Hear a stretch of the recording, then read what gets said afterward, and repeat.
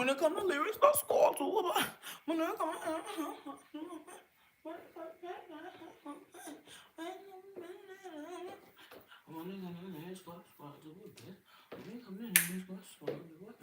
hey. You know that I work.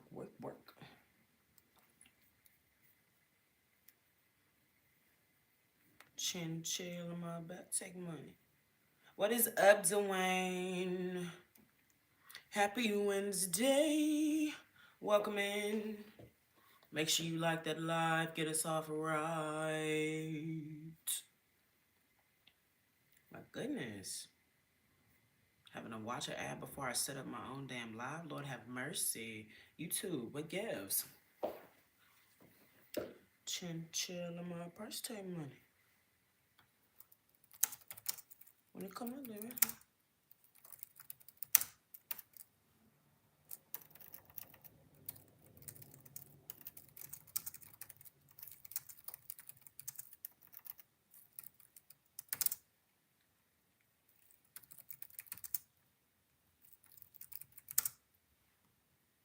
When they come in lyrics, small to a bit. All right, that's number 1. 50 like go.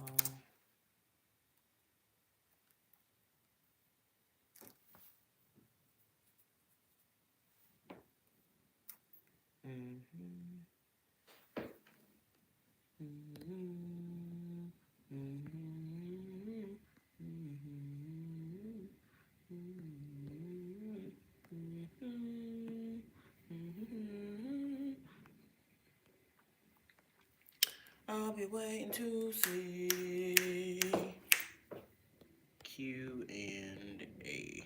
QFA. Question, fuck, answer. Question the fucking answers. Question the fucking answers. Question the fucking answers.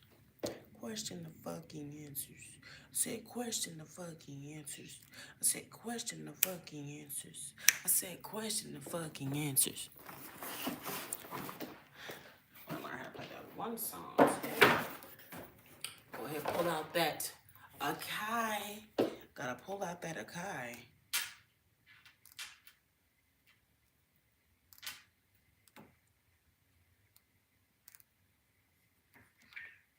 Chillin'. Don't you got billions? I said I'm chillin'. Don't you got the billions? Don't you got cheering? Hey, said you got billions. Hey, now you got cheering. Hey, shout out to billion. Hey, let me rub it on you. Let me feel it for you. Let me hug up on you. Okay, I need to make coffee. So, this is all fun and games. But your girl ain't even fully locked in yet. I'm not even fully locked in yet. So, I need coffee. I need the focus. I need something that's really just going to get me started, okay? So, oh, and we got that Cafe Bustelo, too. Thank you. Cafe Bustelo. That good espresso, but that espresso make me go. That low-key be a problem. So, you know, if I got to jerk off to the big mama room, just know that was why, okay? Hold up. Appreciate you, BB Star, for the gifted. Okay, starting off right, starting off good. Welcome in, everybody. What's up, Don? What's up? John, how do you... Don Chacho. Hello. I was going to say, how do you even pronounce your last name or your screen name? But I've said it multiple times. And my mind went to Chacho's in Houston. I don't know if y'all know about Chacho's. Chacho Cantina Grill, 24 hours. You can get margaritas anytime, nachos anytime. Oh, my God. Sazon? Chachon? Sazon? Chachon? Jump on. Come on. Okay. Now let's go to the kitchen. Hold up, I need to pull y'all up over here so I can see you when I talk to you. I'm turning these off though because I like to see myself on this camera. I prefer to like, you know, look on here when I'm talking to y'all. That's when I prefer to look at y'all. Just preference, just preference. I know. What's up, Ricky Tenzi? How you doing? Welcome in, welcome in. What is everybody's plans for today? Y'all know I'm very fucking hyped. We're going to get the Supergirl trailer tomorrow.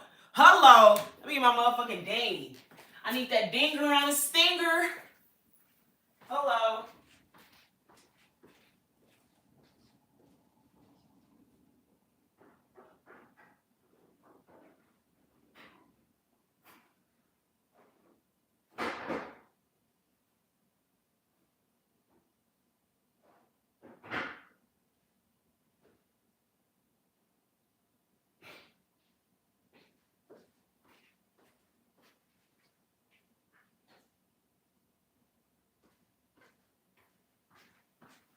Alright, you back in this bitch. Back in this bitch. Gonna make some good old coffee. Hold up so y'all can see. Because I know y'all like to see everything I do, okay? Filter. I love a good cup of coffee. Not only does it just get the day started right, it's so warming. It's so fulfilling. I feel like I always have a good personal connection to it because I'm a Southern girl. I've been drinking coffee since I was like 4 years old. No joke. My grandma gave it to me so I could chill because, like, you know, I was like, oh my gosh, I like that smell. Like, to me, it smelled like chocolate. Now, I realized, oh, it low-key smell like chocolate right now. But that's the thing. Like, you know, same difference. I think we had found out that chocolate and coffee both come from, like, ground up roaches in a way. Like, it's very odd. But then that's also the greatness of God. God gives us everything that we need and more naturally. Like that weed, okay? Shoot, talk about it, talk about it, talk about it, talk about it. JP said, I'm waiting on my pack of Celsius and my Nintendo Switch troller to come via Amazon. Then I'm off to the bar. Boy, you sound like you got a good start of the day. What games you be playing on Nintendo Switch? I got like very basic, cozy games. I got a Bratz game. I got Telltale Walking Dead on there. I have Wheel of Fortune and Jeopardy. I love a good word game. I love a good intelligence game. And you waiting on a pack of Celsius. You know Kamora Lee Simmons on that shit? Kamora Lee Simmons. Baby fat Kamora Lee Simmons. Also, y'all make sure y'all like me on the live. I know y'all see we had a 50 like goal today. I know y'all don't want me to cuss you out today. I'm in a good mood today. I don't feel like you know, dealing with the nonsense. So I just politely and vulnerably ask, would y'all mind giving me some likes? Whether you like the hat, whether you like the conversation, whether you like the aesthetics. I know it's something about the live you gotta like. So like it. I got a new release date, 2030. Don, you in jail? You been in jail this whole time? You ain't tell me nothing. Shoot. What's it like? Well, what's it like? It's jail, but Jesus. How long you been in there for? I like the cheap indie games. I've been on Bouncy Bullets lately. I ain't never heard of that, but interesting.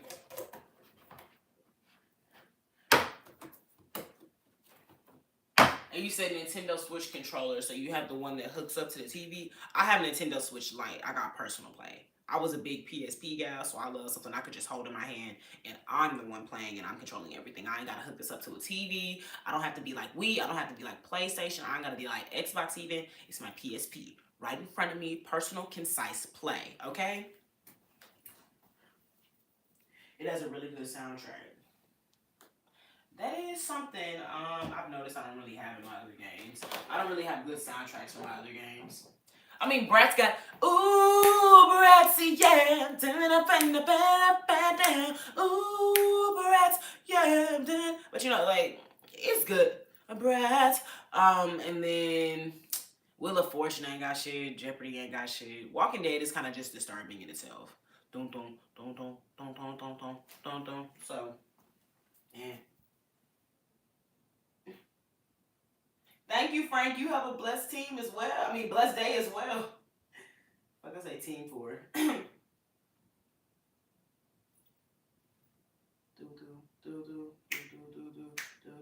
Don, you think of this as a cooking channel? I love that because I love to cook. So honestly, I'll take the compliment. Appreciate it. Okay, so I already got my coffee up in there.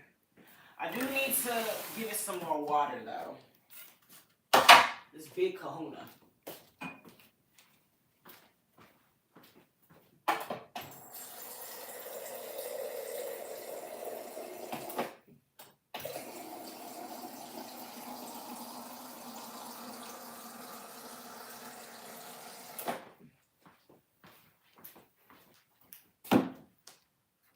Let's see.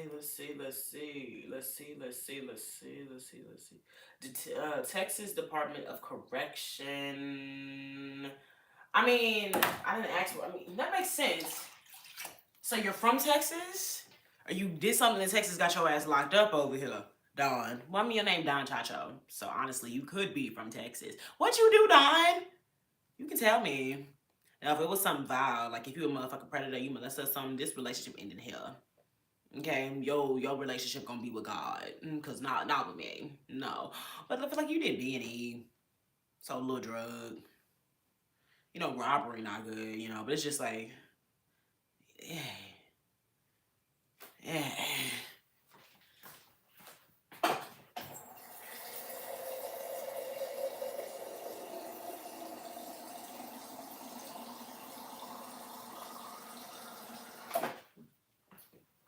I just feel like, you know,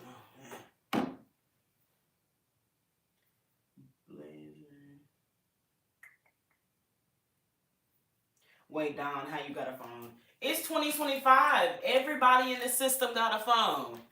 If anything, I feel like the wardens give it to them. It's 2025. Do we really think the prison wardens want to be prison wardens? The niggas don't want to deal with them neither. They be treating the prisoners like iPad kids. Shoot. And I honestly rather they do that than do the old shit that they used to do, be having them fighting shit for their entertainment. Probably fucking some of them. Lord have mercy. I know. I'm gonna do 8 today. Something simple. Something simple, duh. Something simple. Some simple, duh. Some simple, duh. Simple, duh. Oh, wait.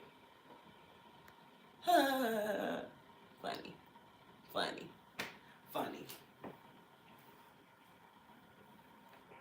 Not the baby shark do. Instead of baby shark though, I'm trying to think. They be hearing, take me through there, do. Take me through there, do. That's all they hear up and down the cell block. Cell block D. Shit. What's your block though, Don? Rep your people. Rep your people.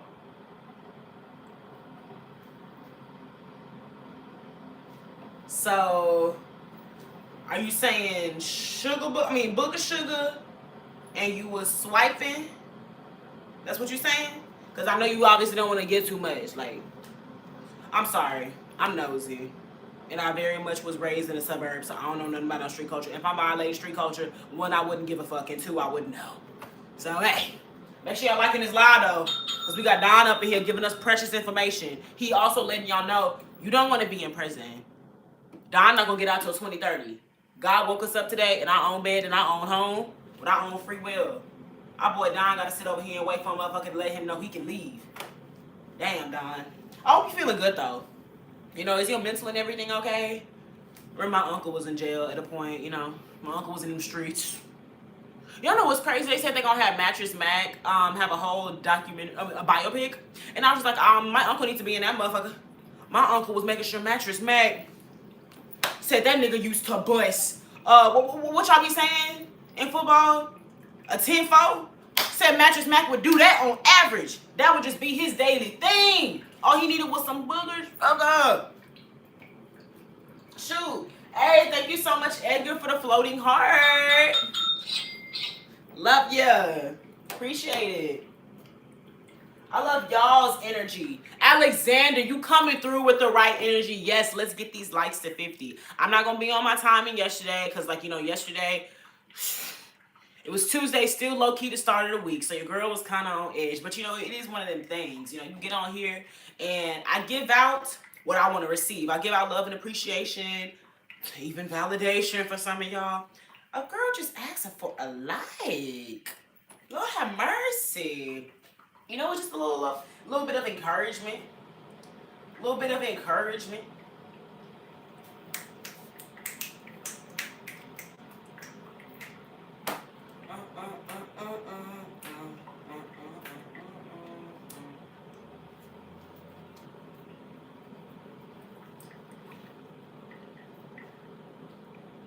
Y'all see it's taking a little minute. Oh, y'all can't even see. Is there coffee? Look at it. There it goes. It's raining, it's pouring, the coffee coming. Hey, it's raining, it's pouring. I gotta find something with pouring. I gotta rhyme something with pouring. Oh my God, if I'm pouring, if I can find something to rhyme on pouring. Oh my God, oh my God, oh my God. Stop the track. Where's your mat?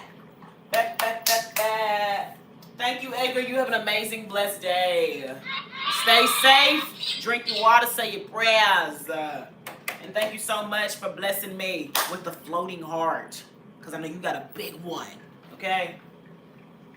So now, y'all, we're going to make the cream or sugar concoction, a.k.a. cold foam, in here. Edgar sent another floating heart. Bless you, Edgar. Hello. So I typically put the sugar within the mixture, but you know we're going to start off with the mixture first. So the sugar is at the bottom. And so my mother-in-law got this amazing new creamer. Perfect for holiday time. Perfect for holiday time. Chestnut praline latte. Okay? And so one, I just found out half and half is way better to use as a coffee creamer than heavy whipping cream, which makes sense. I literally always saw half and half pushed out. But because I want my cold foam to be foamy, we're going to just continue to use this heavy whipping cream until we run out, you know? And so I do a little bit by little. Honestly, I think I'm going to low-key do some more. I see Truth. Thank you so much for the 100 gifted.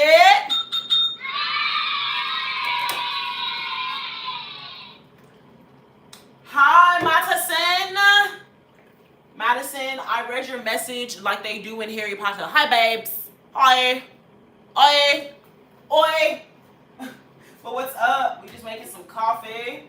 All right, so I think that's honestly a good amount of heavy whipping cream for me.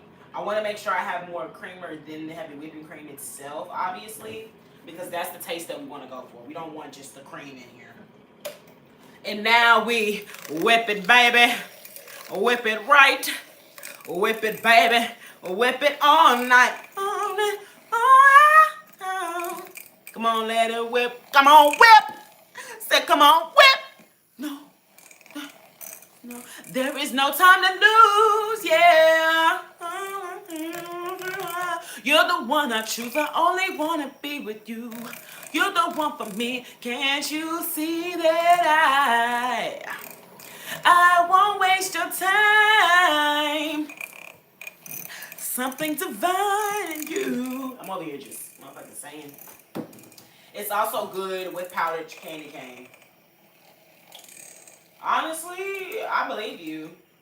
One of my favorite types of winter drinks is a peppermint. Maddie, clearly that's what you and I got in common. We like that peppermint taste with the chocolate.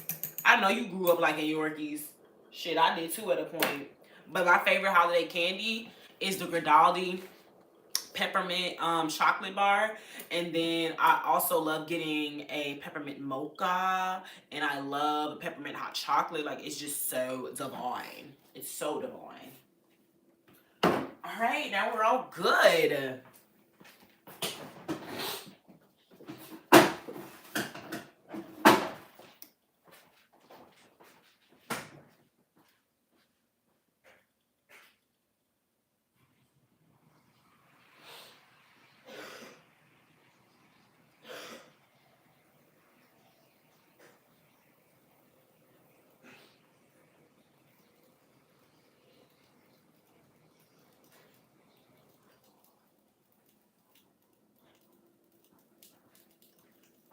Alright, we back in this bitch. Finna get crunk. Eyebrows on fleek and I'm thick as fuck. Hey, you know me, big Alexa. You know I'm coming through. I'm not a plexer. I am a reflexer. Cause I pop them bands like a Tesla.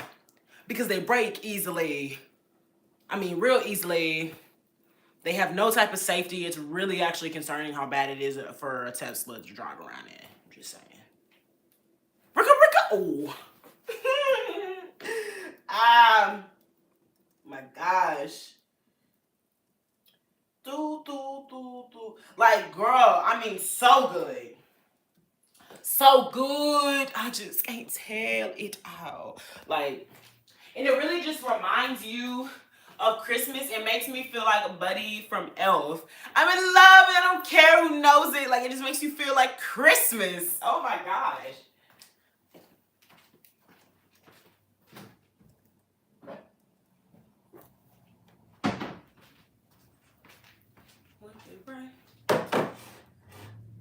And it'd be so crazy and honestly sad when it's the haters that come on here and they say something so just negative and off-putting about this amazing, fabulous kitchen. One, I could tell y'all never had grandmamas growing up, and it's unfortunate because, you know, everybody deserves some love. But you clearly you clearly have lacked actual nurturing if the first thing you say when you see somebody fixing himself a cup of coffee is, oh my God, old ugly ass kitchen.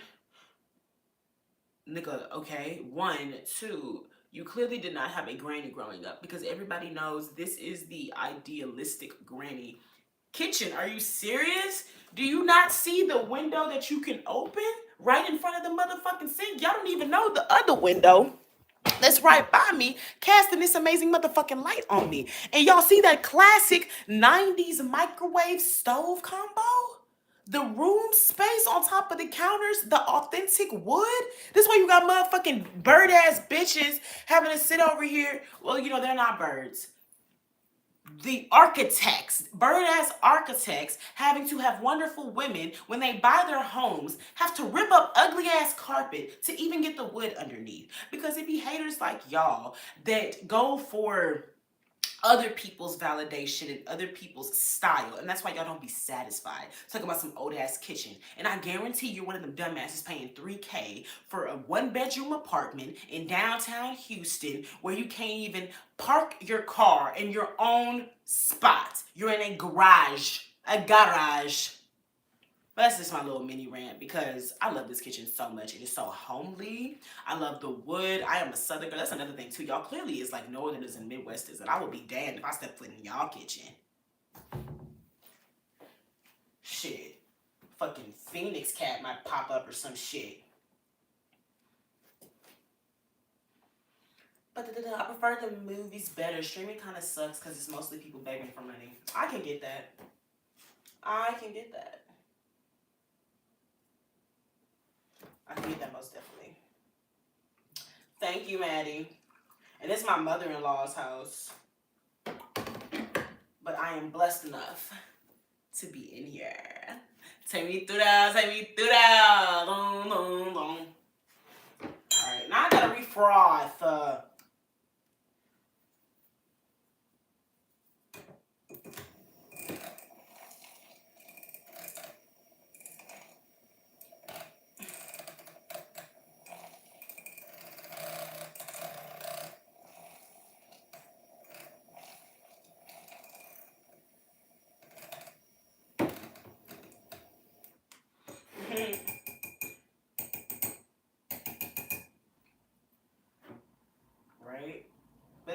so stupid to be jealous of people, y'all. To be envious in all forms. You don't know nobody's life.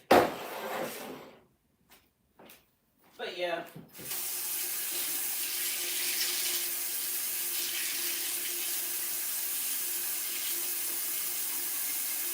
And Maddie, you never joined the Discord. I told you if you didn't.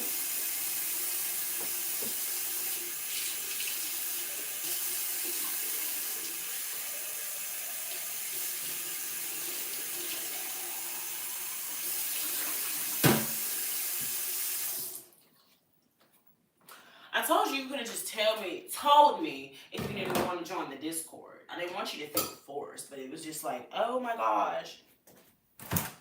It's childish to hate in general. Talk about it. All right, we're going to go back to the main room. I'm going to take y'all in there first. Or maybe I could carry my coffee at the same time. That is what God blessed me with 2 hands.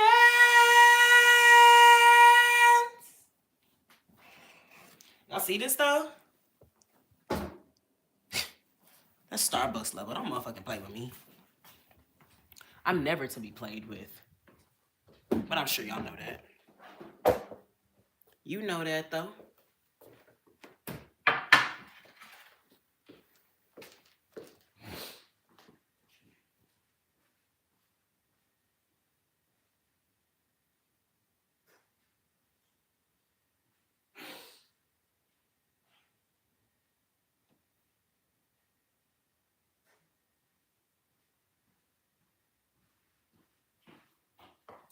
And I have to grab my water, y'all.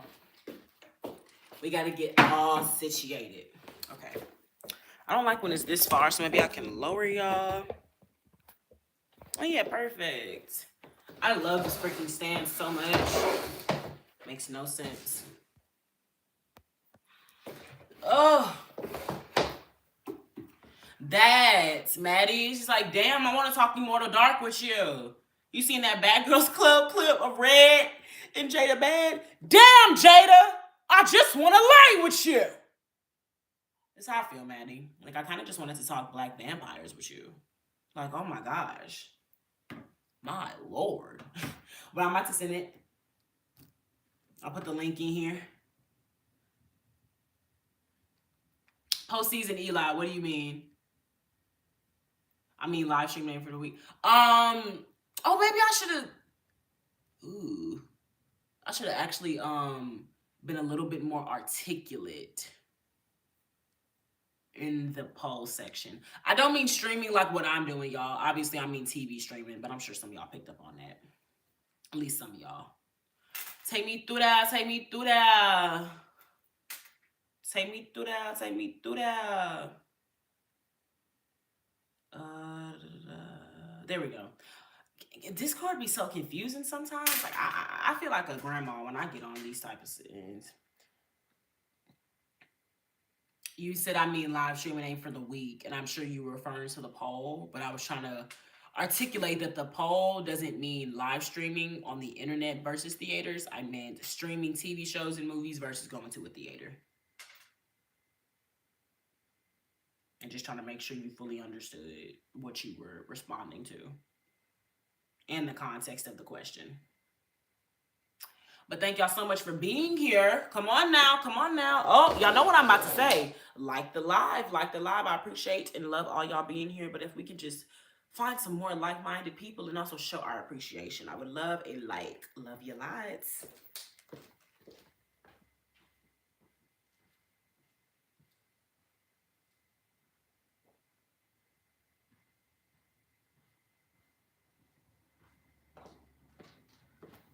Y'all, where? Oh, it's in my pocket.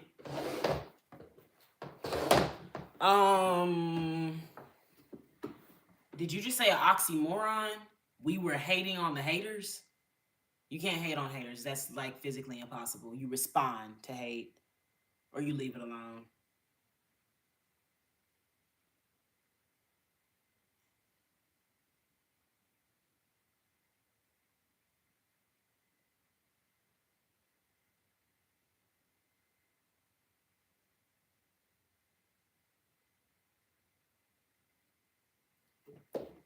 Be right back, y'all.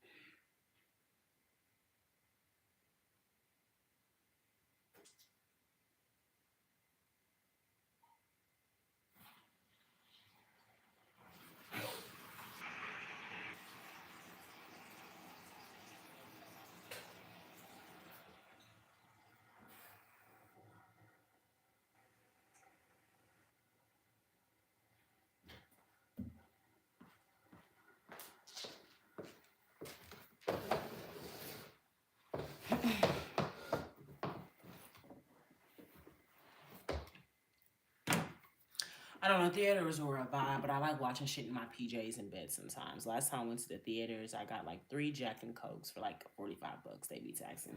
That is facts. And that's one of the things that one of the other streamers I watched was talking about yesterday. What do y'all think would influence y'all to come back to theaters? Because it's been theater tradition, at least for the past 30, if not 40 years, even though theaters have been around longer than that. But I would say maybe since like the 80s, people have been discussing how theater pricing is outrageous. And it seems like they heard it. It didn't change anything about it. Oh, niggas don't like our prices. That was the idea. Raise them. And it just kept going and going and going and going. That's how we even got the amazing Quinta Brunson. We got that one meme. A large. Oh, he got money. He got fucking money. And so we know in America, if it don't make money, if it don't make dollars, it don't make sense. So I could understand on the consumer side, you're making too much dollars from me. So this is not making sense. I'm paying for the experience, obviously, but COVID hit. I can watch the same movie at home. I can order me two large topping pizzas from Domino's, Pizza Hut, pepperonis. I could even go to Ma's Pizza if I want to get me a personalized pizza, and I could watch the new Zootopia 2 at home. And I only paid probably a total of $30. Just like Eli said, oh yeah, I got four Jack and Cokes, something I know he can make at home himself. And he could give himself a double shot of that motherfucker too, free of charge, obviously outside the charges he already purchased it for. But it's just like, what the fuck? Facts, but I hope they don't go extinct. Thank you so much, Roberta, for the 100 gifted.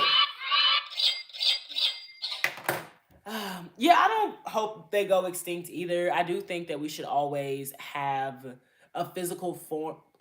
Like, it's not really physical media, but I guess it's a physical form of media. I think that we should always have an outlet to go to as people. We already see that malls started downsizing a little bit. I don't want the theaters to go away neither. God bless you too, Sketchy Rufus. Thank you so much.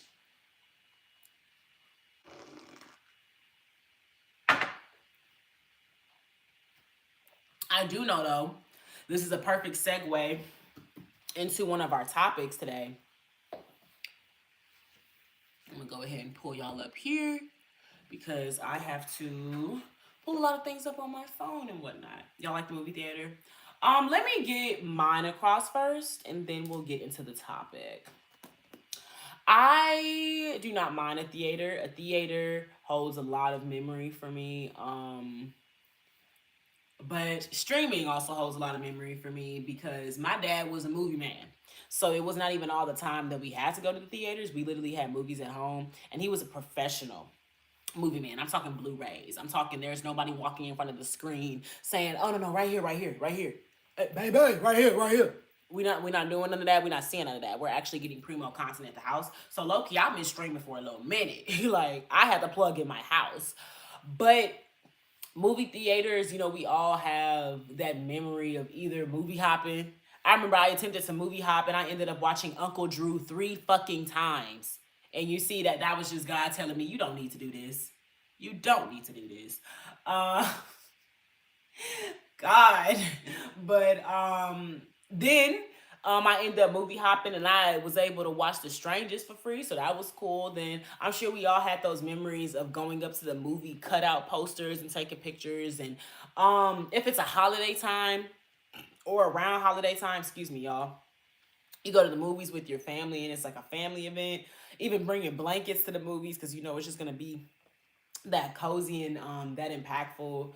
I'll say the last form of camaraderie though and community I felt at the movies was probably around Black Panther time. I haven't like really had that experience or a pull to be at a movie theater in quite a while.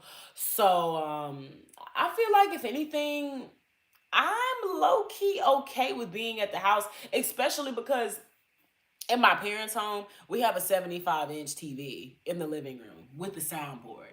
We're getting that IMAX experience niggas stay talking about in my living room. So it's not necessary that I go to the theater to experience this.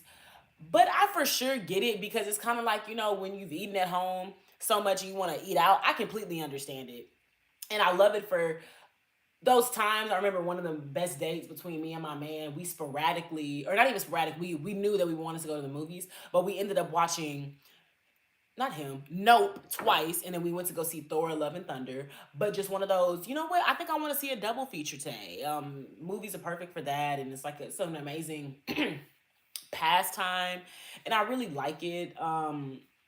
For the community aesthetic. It's not really necessary for me, but community aesthetic, I like it. And I guess I'm 50-50. I will say, I didn't care for Barbenheimer. That I cared about Barbie. I don't give a fuck about a white man creating a bomb. I don't care. I don't care. I don't give a fuck about that. Niggas should be lucky I went up for Barbie. Y'all lucky I fall in one of the two intersections within the movie.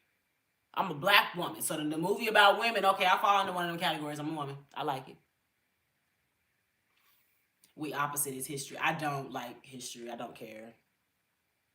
I like black history. Other than that, I don't care. I don't care. And y'all will never get me to like history. My mom was a whole history teacher. I don't like history. I don't care for it. No.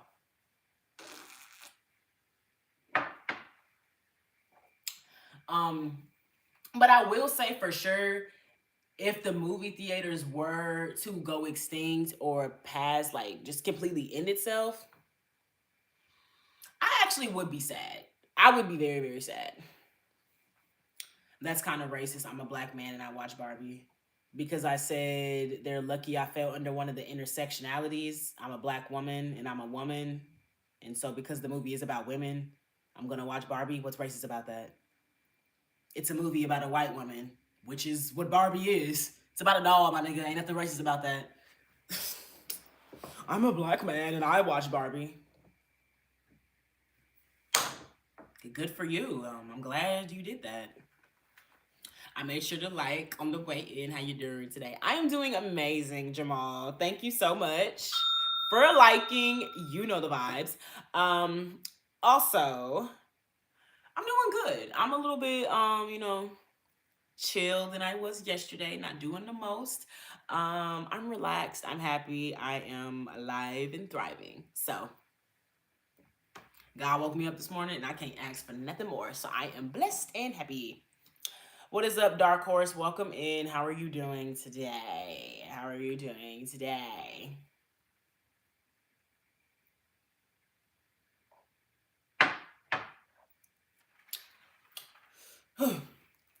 He's good. Thank you for asking, and thank you. I love us together. I hope we look good. All right, y'all, but that is a perfect segue into our topic. One of our topics of the day being, would you attend Netflix theaters? Also, what would make you come back to theaters? What are some things that the movie theaters can add? The things that movie theaters can do, like, take away, lessen, and add that will encourage you to get that booty in a seat. Is Nicole Kidman not doing it enough for you no more?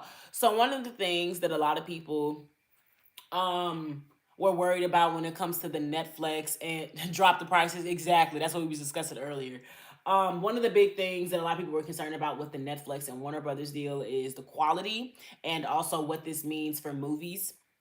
And there was a very good point made yesterday on the John Campbell show. Y'all should watch it. Netflix paid $84 billion for Warner Brothers. And if y'all go and look up the prices of movie theaters from AMC, Cinemark to almost every theater, those theaters, none of them are worth over $3 billion. And so with that being said, if Netflix wanted to do the plan of taking out all the theaters, kind of like everybody is scared they're trying to do, and fully dismantling what we know to be movies, period, they would have purchased every single movie theater, because they're all, one is like only worth 500 mil, and the highest I believe was like 2 bill. And so with that, WB was like 40 bill in debt. Still was worth 80 bill. You can be in debt all you like. What are you worth? I'm in debt too. And y'all still over here. Y'all still watching me. The United States government say I owe them 30 big racks. But yeah, y'all over here watching me. You investing in me. Somebody deems me worthy, okay? Um, but when it comes to that, if Netflix really wanted to eliminate the movie theater competition, they would have purchased every single movie theater from Cinemark to AMC to I can't think of any of the others.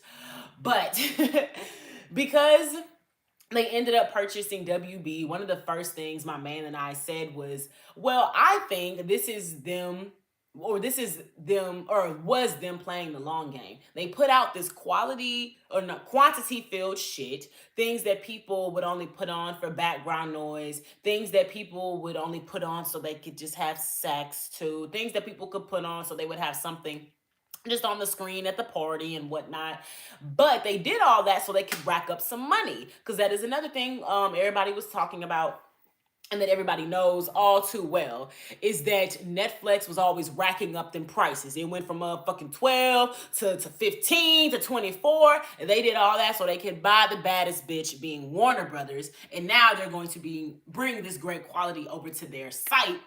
But additionally, Netflix has already started rolling out their own type of theaters. They have something called the Netflix House in Philadelphia. And I remember they also said that the last episode to the last season of Stranger Things is actually going to air in a theater. And the Netflix CEO just came out and said they are now officially in the theater business because they purchased WB. I'm not spending this big old 80 bill just so I can continue to put out couch content, just straight up. I'm putting out shit people just put on so they can just, whatever. What's TikTok doing? No, I bought this because I fucks with Batman. I fucks with Harry Potter. I fucks with Lord of the Rings. I fucks with Powerpuff Girls and shit. I like that, and I want to put that out. I'm tired of people looking at me like I'm a little dog. I'm tired of people not taking me serious. Thank y'all so much for getting us to 30 likes. I really love it. And within the first 50, appreciate y'all. Let's get to that big 50, okay? That big 50. Y'all, hold up. My sister just said she downloading Sims. Hold the phone. Hold the phone. Hold the phone. Hold the phone. Ah!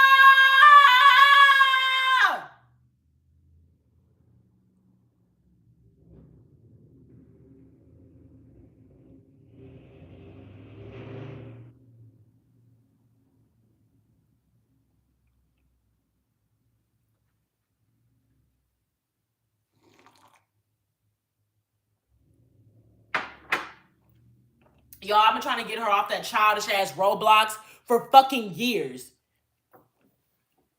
19 years old over here playing Roblox. Let's talk about some No, I don't. And I won't. The fuck?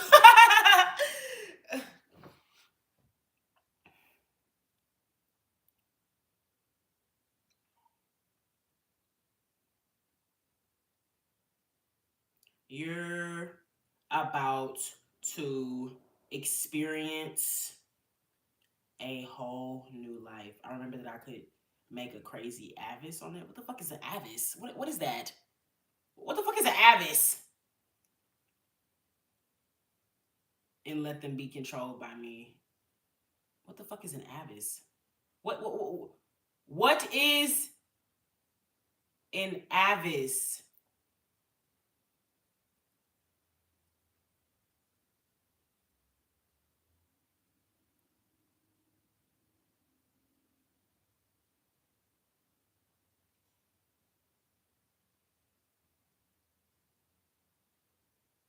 Sorry, y'all. I had to lock in big sister mode. I'm so sorry. We was having a good combo about Netflix. I'm gonna come back. We can exchange Sims stories. All right, I gotta log back in.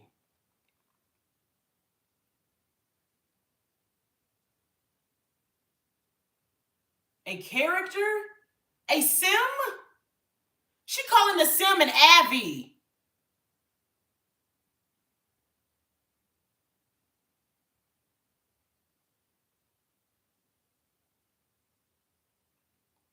I said they're called sims, not Abbies. Don't be disrespectful.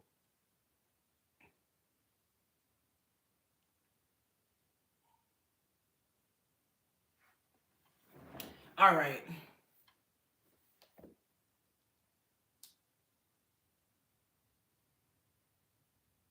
I'm too technical. No, I'm literate.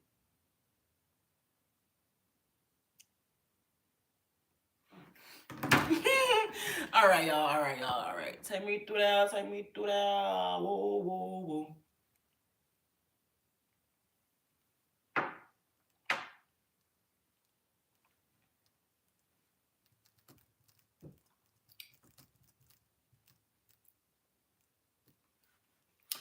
All right, y'all. So let me go back to what I was saying before, so we can get back on a really good note. I know I don't. Get me serious. Thank y'all so much for getting us to 30. And within the first, y'all hold up, my y'all. Let's get. And within the first 50, appreciate y'all. Let's get to that big 50, okay? That big 50. Y'all hold up, my sister just said she downloaded. So much for getting us the tired fucks with Lord of the Rings. I fucks with Powerpuff Girls and shit. I like that. And I want to put that out. I'm tired of people looking at me like I'm a little dog. I'm tired of people not taking me serious. Thank y'all so much for getting us the third. All right. Yes. As I was saying, Netflix is tired of not being looking at as a serious company. Every time I was looking at the content for people talking about this deal, it was always, oh my gosh, Netflix doesn't know what they're doing. They was talking about Netflix like Netflix is motherfucking Paramount. Like Netflix not finna know what to do with all that motherfucking ass WB about to spend. Lord have mercy. But no, they have Netflix theaters already, and they've already kind of started rolling out and testing these things. I'm looking at this one article on this one page called Netflix Investors. Netflix House Philadelphia is now well open. Welcome to our home. They have behind the scenes featurettes, drone fly throughs. I'm going to look at what this is of the Netflix house. Let me see. Netflix Bites, Stranger Things. Okay, so it seems they built it in a mall first. Netflix house. Okay. This really seems like their own theater, but they call it Netflix house, but it's very immersive. It has Netflix-based showpieces and whatnot on it. So this is very interesting. Yes, you're invited. You've invited us into your home for more than 2 decades, and now we're able to return the favor by welcoming you into ours. Consider this your official invitation to Netflix House Philadelphia at King of Persia, a Simon Mall, which is now open. And we're moving into our Dallas location at Galleria Dallas on December 11th. They already moving to Texas. They planning big things with this motherfucker. And they plan to have another one open in 2027. So there are already 2 Netflix houses in development. One is going to be made tomorrow in Dallas, in the Galleria. That's fucking crazy. And there's already one that's created at the Simon Mall in Philadelphia. It says, beginning today, fans can explore more than 100,000 square feet of immersive experiences inspired by some of our most popular shows and movies, including Wednesday, One Piece, Stranger Things, Squid Game, Love is Blind, K-pop Demon Hunters, Bridgerton, Glass Onion, and Knives Out Mystery, Is It Cake, WWE Raw, Frankenstein, and many more. So I guess it's not a movie theater. Like, you're like stepping into something. Guests begin their journey through the striking red envelope entrance, a nod to our DVD by mail origins, framed by a vibrant mural by local Philadelphia artist Emily White, which showcases a unique Netflix character mashup on the exterior of the building. The entrance opens into an expansive atrium filled with larger-than-life art installations and photo opportunities inspired by fan-favorite characters and stories. Okay, this doesn't really sound like what I assumed it was, but okay.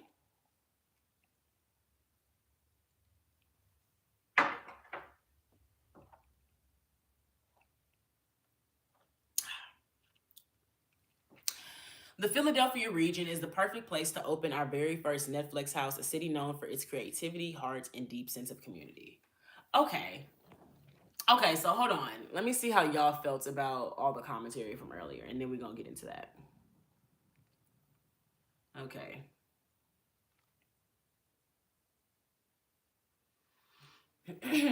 So, The first thing that y'all said that would encourage you to come back to theaters is to drop the prices. Makes sense. We had discussed that. There is no reason that a large popcorn should be $15, if not 20. That's fucking ridiculous. Somebody said, let's take out the super comfy chairs. I'll be straight napping. Low key, I feel like that's kind of what you want. If you just want butts and seats, you really shouldn't care what the butt in the seat is doing, okay? 9 out of 10 Netflix films, mid as fuck. Yeah? DC about to be litty now.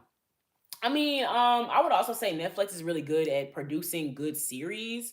Y'all remember House of Cards was one of their first original shows. They also did Marvel original shows, so I'm very excited for that. I hope they take the Marvel slash DCCW route where so many different characters are getting their own individual show. I would really like that.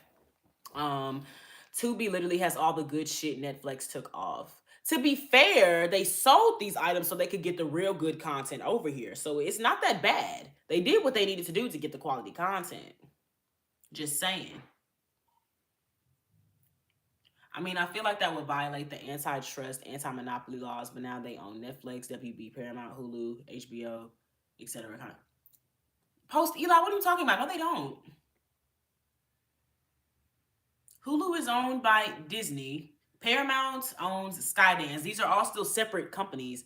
Netflix owns WB. Paramount is tied to Skydance. Fucking CBS and shit. That's what Paramount got. Hulu is with Disney and HBO is under Warner Brothers. I don't think you have all your facts straight. If they were to buy all the theaters. Eh.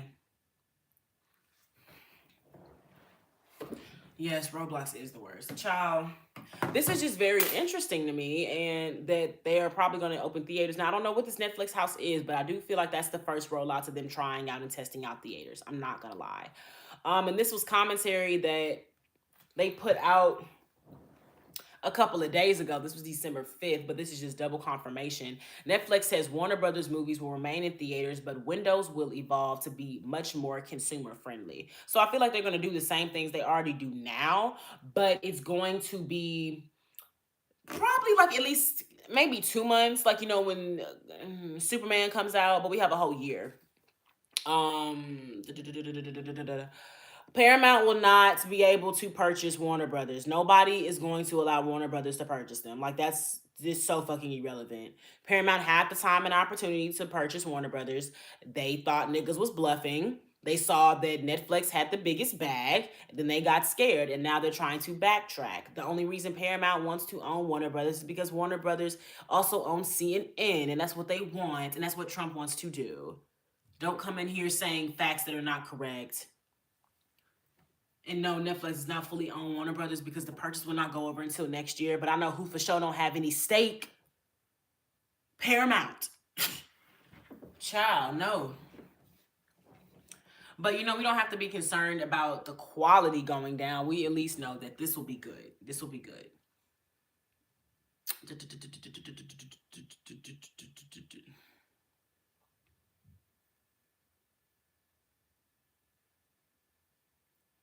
Okay, so I think I'll read this article because from what I see, it's pretty good.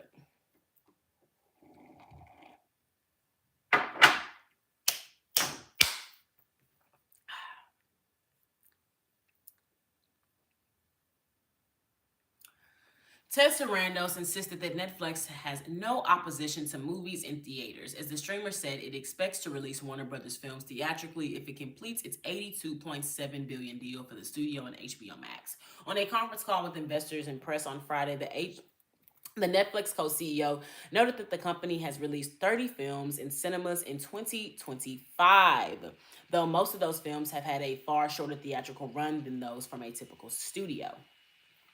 It's not like we have this opposition to movies in theaters. My pushback has been mostly in the fact of the long exclusive windows, which we don't really think are that consumer friendly. But when we talk about keeping HBO operating, largely as it is, that also includes their output movie deal with Warner Bros., which includes a life cycle that starts in the movie theater, which we're going to continue to support. I wouldn't look at this change in approach for Netflix movies or for Warner's movies, he said.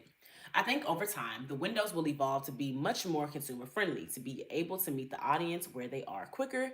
I'd say right now, you should count on everything that is planned on going to the theater through Warner Brothers. We'll continue to go to the theaters through Warner Brothers. And oh my God.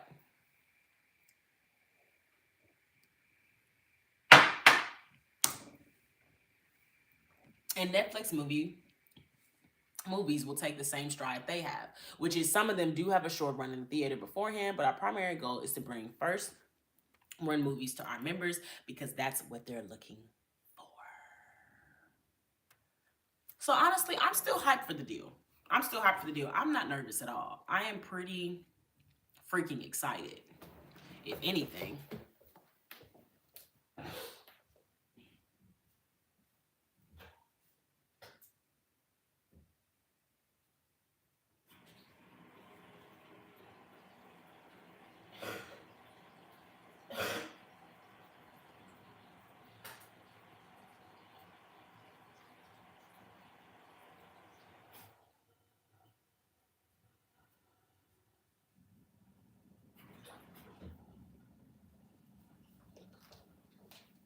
Take me through that. Boom, boom, boom.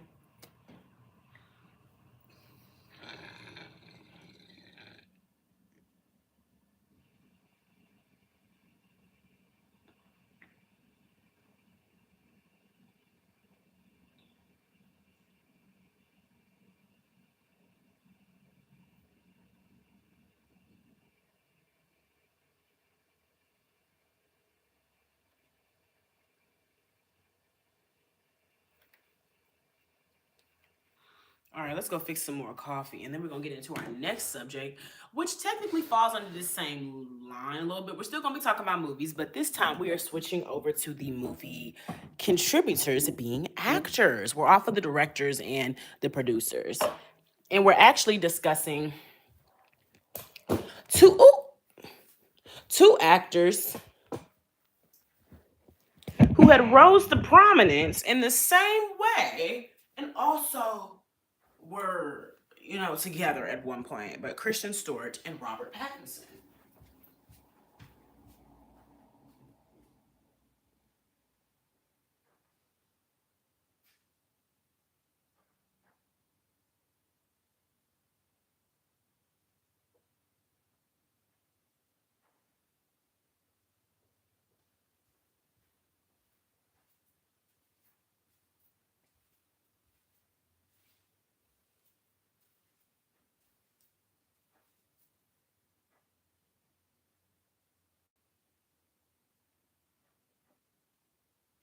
Take me through that, take me through that.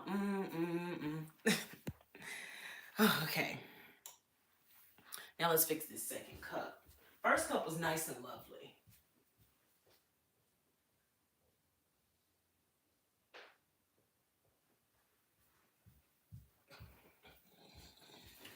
And it's still hot.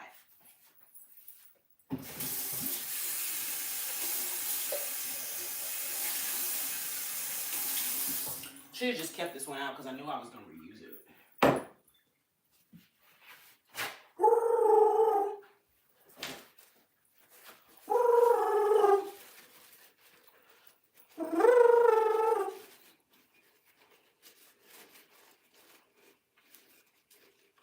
Take me through that, take me through that. Uh-oh.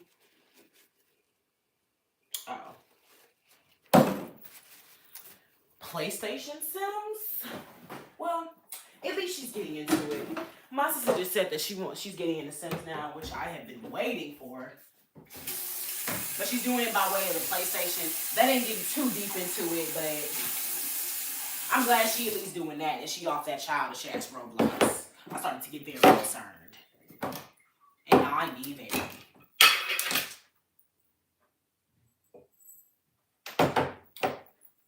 Did not want that much. That was just plaster. It's fine. It's fine. I just didn't want that much. That much sugar. I do want to start considering the things that I'm eating. Like, I don't work out.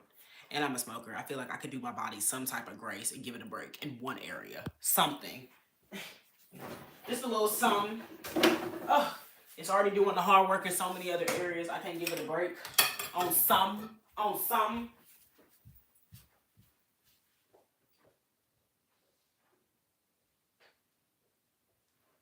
On something.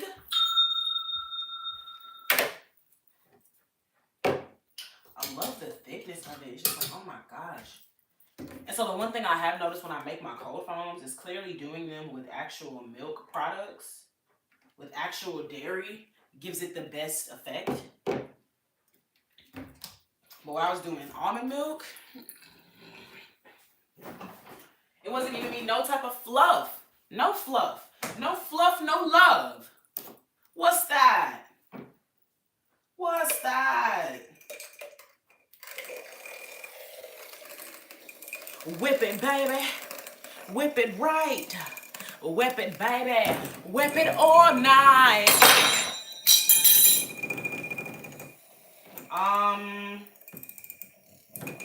Awkward. Oh, hold up, I got a promo. Come on, whip. Come on, whip. There's no time. There is no time to lose, yeah. You're the one I choose. I only wanna be with you. You're the one for me. Can't you see that I won't waste your time. Nothing but wrong.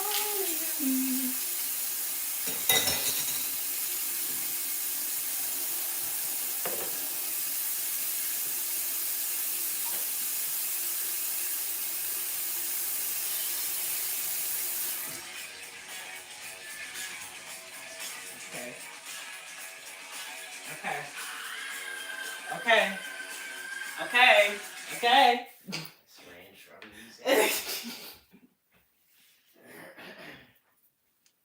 Y'all say hello to Mr. Handsome. Tell him good morning. Don't be rude. I like your intro music. Try to stop it. Because I'm not trying to get copyrighted. You don't think I know the game? I know when to stop it. You don't know on live when to stop it. Live is very particular. They're very particular. Extra strict lately. Streaming from inside your home with your own snacks, maybe paying a subscription or going out and spending $10 on a ticket and overpriced snacks, or trying to sneak in your own. But that's the thing. Some people really like that whole experience. So I thought, ugh. That's what I was saying earlier. I remember movie hopping and stuff, and some people really just pay for the experience at this point. Everybody's different. Everybody's different. I'm fine with being at home, but I also related it to going out to eat at dinner. You can, eat at home every time, but sometimes you do like to just go out and do something different. So I don't think that we should end movie theaters. I do feel, and I want to be able to take my kids to a movie theater when they, exist, because I don't even have them. So I would love to say that movie theaters exist and the children I eventually have exist too, but it'll actually be kind of just like, for real life sad if I'm telling them a story and I mention a theater and it's just like, theater. Yes, theater. You mean like the old viewing rooms? I don't know why I gave my children British accents, but yeah. The old viewing rooms. And I don't want to have that experience where they don't know what I'm talking about. And then my man has the cutest story of when he was a kid and he dressed up as Darth Vader for Halloween. And was it for the Star Wars movie or was it for Halloween? No, it was for the Star Wars movie. So it was for the Star Wars movie, and he did a cosplay. And I would love for our kids to experience that, whether they are cosplaying themselves or they're seeing other people cosplay at a theater and really getting into it. But I would say, like, I'm really 50-50. I don't think theaters should never exist anymore, but I'm perfectly fine with the Netflix and WB deal, because if you mean to tell me, just on, because I had just read an article about Ted Sarandos and what he said about consumer availability and it being accessible to us. I didn't get what he was saying at first, but I get it. Not everybody wants to go to a theater. Not everybody can afford to go to a theater. But if somebody is already paying $24.99 a month for Netflix at the house, yeah, they will watch the Batman too when it comes to their home. And like my example is always, yes, I can stay at my home, fix my own margarita, and order me a two large two-topping pizzas from Domino's for less than $20. And I'm not spending an arm and a leg at this theater. I damn near have to say I'm an organ donor in a movie theater to even have some fun. More movies aren't even PG anymore in the movies, at least. I'm older, but I can't wait for the SpongeBob movie to come out. I'm older too and I love SpongeBob, but the way Paramount does SpongeBob now, it's no reason for me to get excited. That is honestly exactly why I'm happy they did not get to purchase Warner Brothers. They don't even know what to do with their own characters. They're horrible.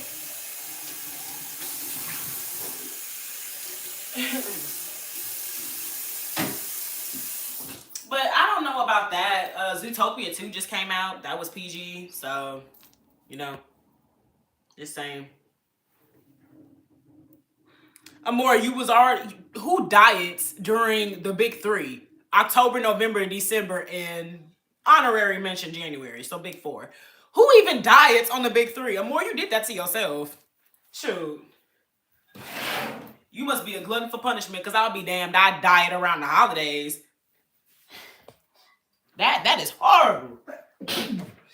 That's like deciding not to smoke weed around the holidays. It's the holidays. Just like yesterday when a motherfucker gonna say, yeah, I went Boondocks. I love how Boondocks highlighted in soul food. They were still eating the same food that just killed the grandmama. What the fuck else you gonna do when somebody you love die? Please tell me. Do we not eat food? You think somebody wanna fucking cry over their loved one over a goddamn chopped salad, man? Don't piss me off. Give me some motherfucking mustard greens so I can remember how Granny used to give it up. Shit.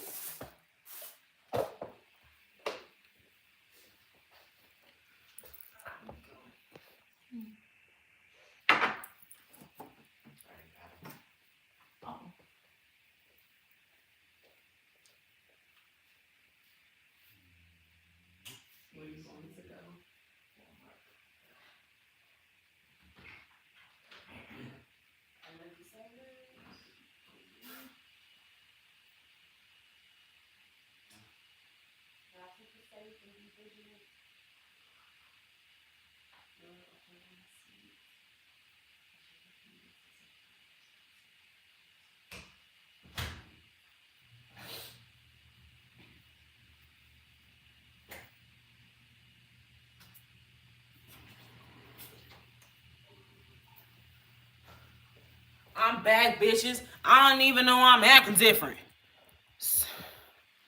I know. I've already been told I'm a sociopath, and to top it off, I actually did lose 25 pounds. Hey, at least you lost some. You lost some, now you can gain some. Sorry, my husband just made a great point. You can more than likely find the movie you want to watch cheaper just on YouTube. Watch it for 3 days instead of just once for more money.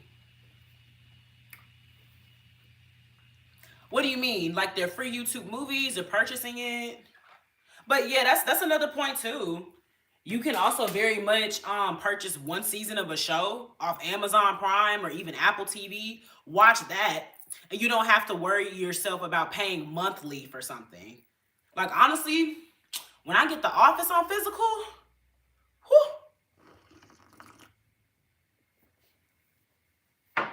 I'm not going to say there are a few things. What's up, Henry Griffin? I'm not going to say there are a few things I want on physical, but there are a few musts and majors I need to have on physical. Okay? Also, make sure y'all liking the live. Thank you very much. All right. Okay, so we're going to get into our next topic since we're still on the movies. Our next topic was brought to you by Christian Stewart. And Christian Stewart had brought up the notion in an interview that she had with this one company. I think it was called The Interview. But Hold up. So y'all can see me. Look at y'all smoking ass niggas after every pull. Niggas start choking ass niggas. Nigga. All right. Kristen Stewart says acting is unmasculine and asks, have you ever heard of a female actor that was method? Kristen Stewart recently told the New York Times that acting is by nature quite embarrassing and unmasculine, and that going method is a way for some male actors to temper the inherently vulnerable side of being a performer. Performance is inherently vulnerable, and therefore quite embarrassing and unmasculine. Stewart said, there's no bravado in suggesting that you're a mouthpiece for someone else's ideas. It's inherently submissive. Have you ever heard of a female actor that was method? That comment was part of a much larger conversation about Marlon Brando's famous mispronunciation of Krypton in 1978's Superman. The interviewer called Sean Penn, who knew Brando, saying it was his way of maintaining integrity while appearing in a sellout movie. Stewart said that men in Hollywood are often aggrandized for retaining self, while women don't get the same treatment. Brando sounds like a hero here, doesn't he? If a woman did that, it would be different. If you have to do 50 push-ups before your close-up or refuse to say a word away, I mean, Brando, I'm not coming for him. There's a common act that happens before the acting happens on set. If they can protrude out of the vulnerability and feel like a gorilla pounding their chest before they cry on camera, it's a little less embarrassing. It also makes it seem like a magic trick, like it is impossible to do what you're doing, that nobody else could do it. I asked the fellow actor, have you ever met a female actor that was method and needed to scream and do a whole thing? As soon as I said male actor, female actor, the reaction was like, do not mention the elephant in the room. And he goes, oh, actresses are crazy. And it doesn't give the rest of their finishing statement in that interview. But she finished it off with saying, a lot of times men and women themselves, when we speak on issues dealing with femininity and just women and how we differ in society, period, and how our treatment differs in society, the response is, oh, here goes a woman, here she goes identifying things, or here you go unlocking something that I don't really want to get into. You're going to get me to thinking about something and having to reflect, and I'm going to feel shame and all these different things. And I really like this part of the interview because I never really thought about that before. Not only did I never think about women. Hey, thank you, Kai. Thank you, Kai, for the 100 gifted. Thank y'all so much for being here. Please be sure to like the live, share the live, and make sure you subbed. If y'all subbed, have you subbed? If you subbed, I'm in love. If you liked, I'll buy you a bike. I won't. I'm in debt. I owe the government money, so don't come for me, baby. All right. But I really enjoyed this part of the interview because, one, I actually haven't really heard of a lot of women method acting, and I'm actually going to look it up. Female actors method acting to see if anything pops up. But I did see a couple of comments on the interview, and so I can only see at least 3 women. Or I can see 2, but 1 I know. I know somebody said Meryl Streep had tried to attempted to method act for Devil Wears Prada, but she stopped midway through because it made her uncomfortable. And then we have Nicole Kidman here that said to prepare to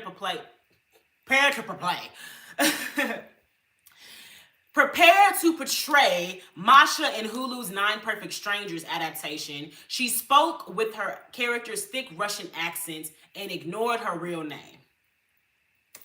Okay, not crazy. Camilla Luddington. She retained Joe Wilson's American accent even when the camera stopped rolling. These actors have all embraced method acting to authentically portray their characters, showcasing the diverse ways in which female actors engage. Okay, so let's find some more. Because this was 22. I found an article from 2022. Hold on.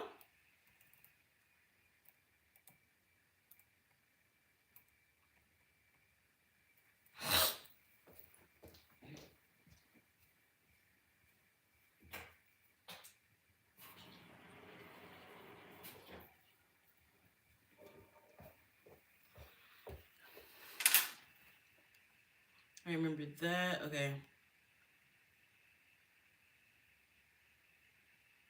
Speaking with an accent. Okay. Then engage with range and length. Okay. Okay.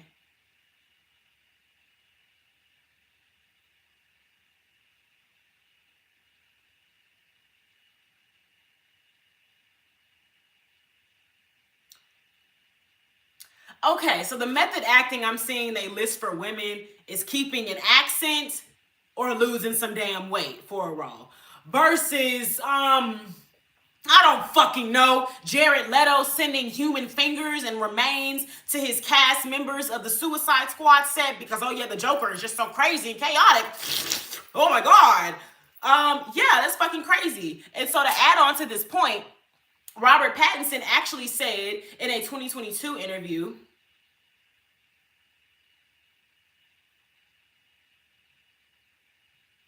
let me see.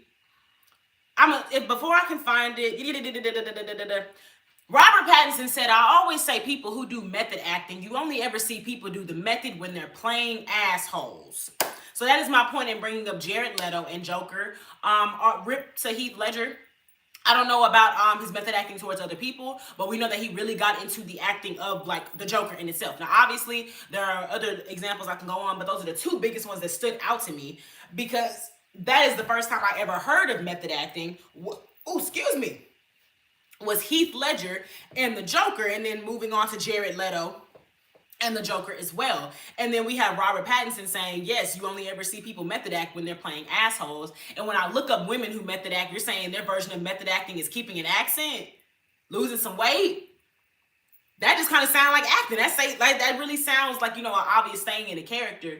But then we get to the point that Kristen Stewart was making, that acting is vulnerable and performing is vulnerable, and you're allowing yourself to be directed and being really taken in by people in all forms. Another thing that I heard, I forgot what comedian said this, but it was a comedic actor, not just a stand-up comedian. But they said that being a comedian, you have to be willing to make a fool of yourself. You have to be willing to allow people to look at you like, oh wow, this guy's really kind of cuckoo crazy. And I applied all these things to my job position of coming on here and talking to y'all and entertaining y'all and informing y'all and really understanding that, yes, this is a vulnerable thing to do. I'm putting myself out there to be, not absolved, to be dissolved into every form that you want to interpret me as. And she also made a good point that, even when people come on here and they think that they know me and they say things thinking that they know me, honestly, that's fine. If you think that, let me slow down. Let me try to articulate myself a little better. Because I feel like I'm scrambling a lot of my thoughts into one. I feel like I'm scrambling all my thoughts into one, and I need to articulate it a little bit better. All right?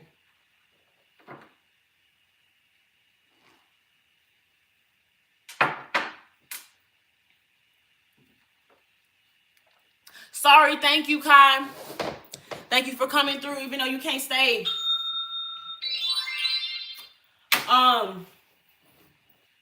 But understanding that any form of art is going to be vulnerable because you're allowing yourself to be picked apart by people, whether it's being told to do this, whether it's being questioned about who you really are and how you put something out there, that really had me just thinking, oh yes, performing is a vulnerable thing to do because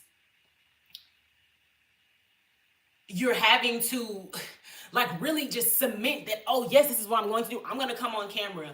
And however I look, it doesn't matter if I spent 30 minutes in the mirror trying to make myself look the best. There's going to be somebody in here that'll probably have a negative comment to say. And that puts me in a vulnerable position because I'm giving my all. I'm showing you my home. I'm showing you the things that I drink. I'm showing you how I operate and what I do. And that's very vulnerable because I don't know y'all, but you're knowing all these different things about me and putting it into an artist's perspective when we have actual actors allowing themselves to lose weight, allowing themselves to cry on cue with snot coming out their nose like Viola Davis, allowing themselves to get beat up or whatever for a show, for a performance. It really is just riveting.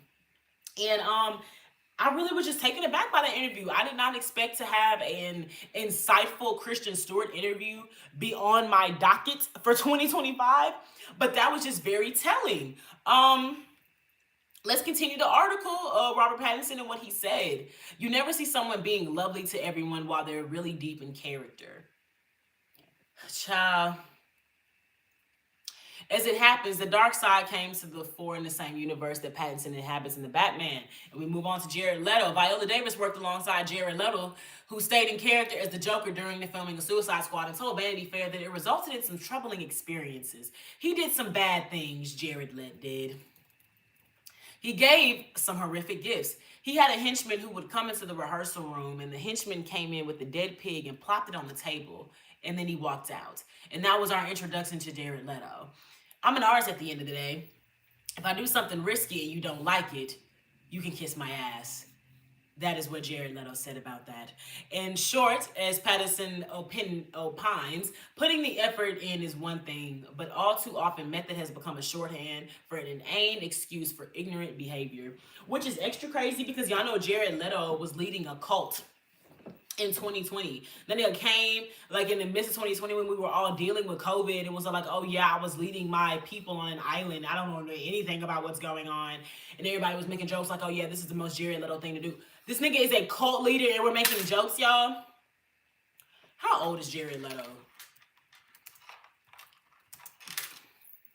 What black actor would I relate to Jared Leto?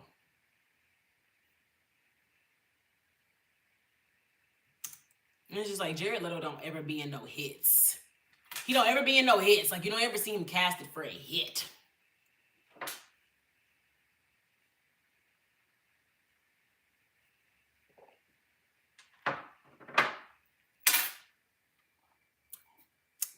I almost forgot that he was what's it called? He was in Dallas Buyers Club. I never saw that though, so I don't know how it gets. I don't know how it gets. So you were onto something whenever I get in extreme deprivation. Oh, don't say that. But I wasn't talking about food. What you talking about? I do think that's just freaking crazy. Just wow. Nigga got the audacity to break down his iconic characters. There is nothing. Man. But that was just crazy. And I guess I want to ask y'all, how do y'all feel about that? One, do y'all feel that acting is inherently feminine because you're having to allow yourself to be submissive to what a director is telling you and what an audience wants? And do y'all feel like performing in itself is a high, or if not the highest level of vulnerability, all forms of performance, whether you're a singer, whether you're a painter, whether you're a streamer, whether you're a podcaster, whether you're a rapper, in all forms of artistry, do y'all feel like that is the highest level of vulnerability?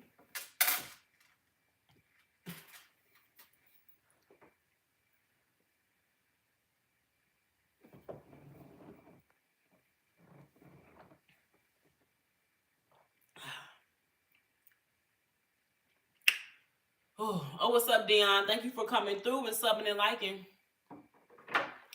It could be, but you could weaponize it. I mean, look at Congress. Amor, what are you talking about? Congress and art doesn't have anything. What are you talking about? We're talking about acting, artist. Wait. Bitch, wait. Bitch, wait. All right, so I did want to get into the Golden Globe nominations. I wanted to see who all was nominated, what things I may have missed this year, so I could catch up. I got to see what, the critics are saying are worth it. They are a ton of performers. They can't possibly be serious. Everything they do is an act. Okay, good point. Good point. Good point. Hold on, y'all. Yeah, it's my sweet.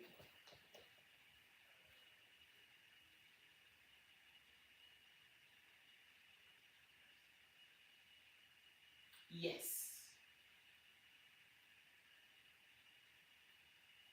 Does it also say anything about cough too?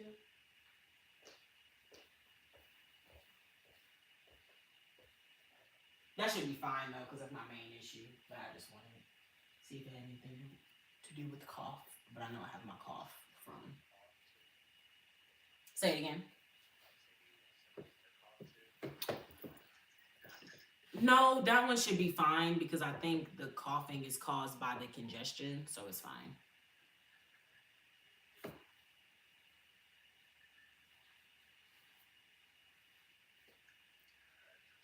Yay, thank you. I love you. Drive safe. Mwah. My man is getting me medication. Okay. All right. These are the 83rd. Let me change the Y'all, thank y'all so much for being here. Let's make sure we liking and subbing. 50 like goal.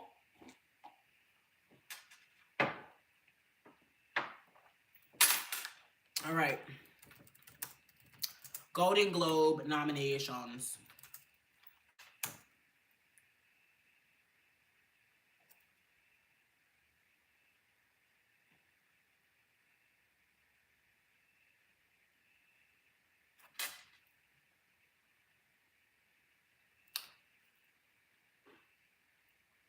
My God, y'all, hold on.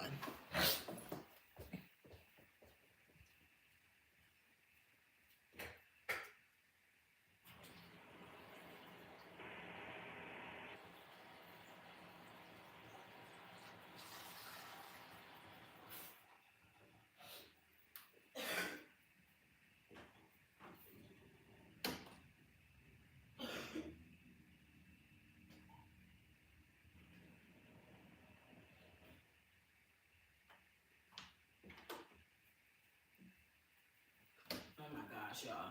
Don't be like me and scream and then get freaking sick because you left your throat vulnerable. Lord have mercy. All right. Let's get through these nominations. I think I'm going to stand up with this. I'm sitting down too much.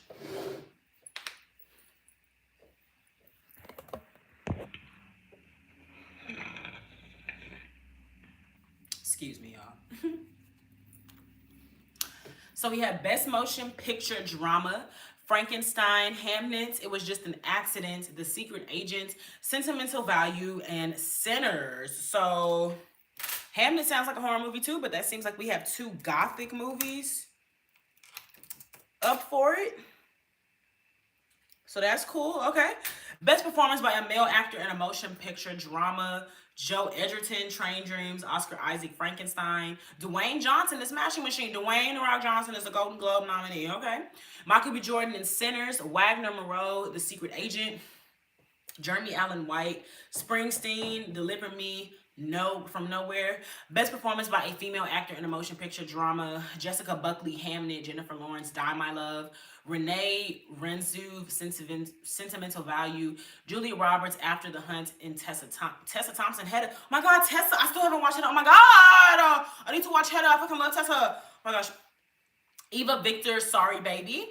Best Motion Picture, Musical or Comedy, Blue Moon, Begonia, Marty Supreme.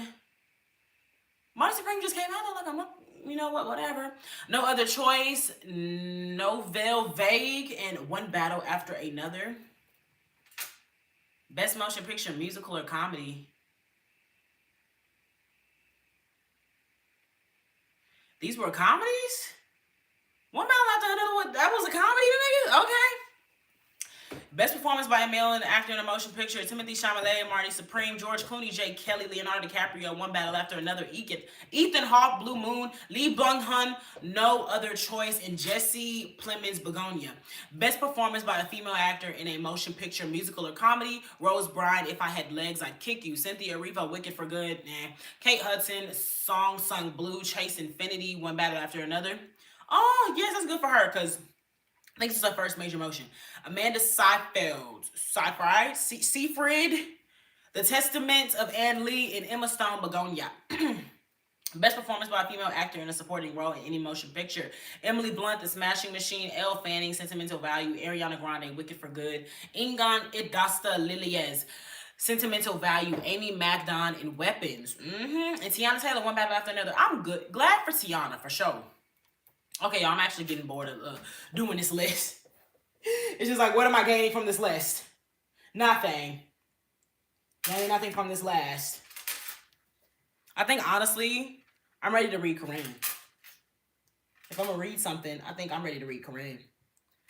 But let me see how many of these Golden Globe nominees we have left. Oh Lord, have mercy. That's way too much. That's way too much. And I don't even really give a fuck for real. Nah.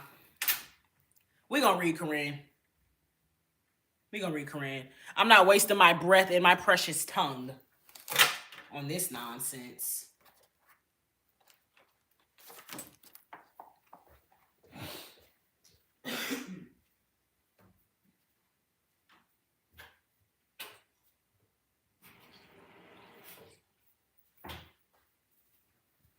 And I gotta touch up my lip gloss, doing all that motherfucking smacking. All that motherfucking smacking.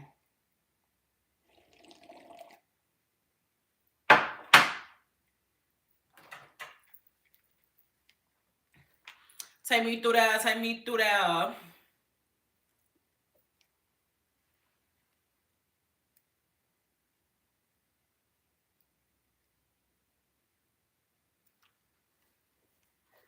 All right.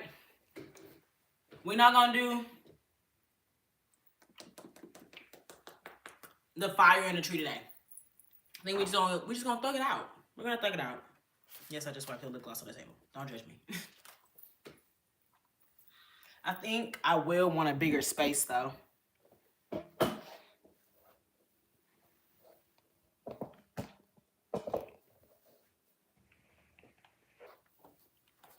Take me through that, take me through that. I don't think I like that. Maybe here?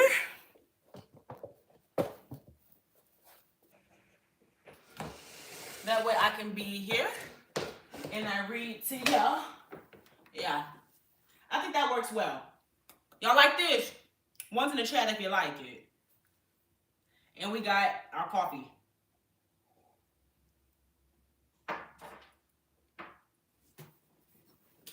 Bobby, what's up? Boy, I know you ain't just say I gotta tell us how we doing on. Boy, fuck you, boy. Boy, fuck you, boy. That's why you gonna be changing diapers till you 70, Bobby.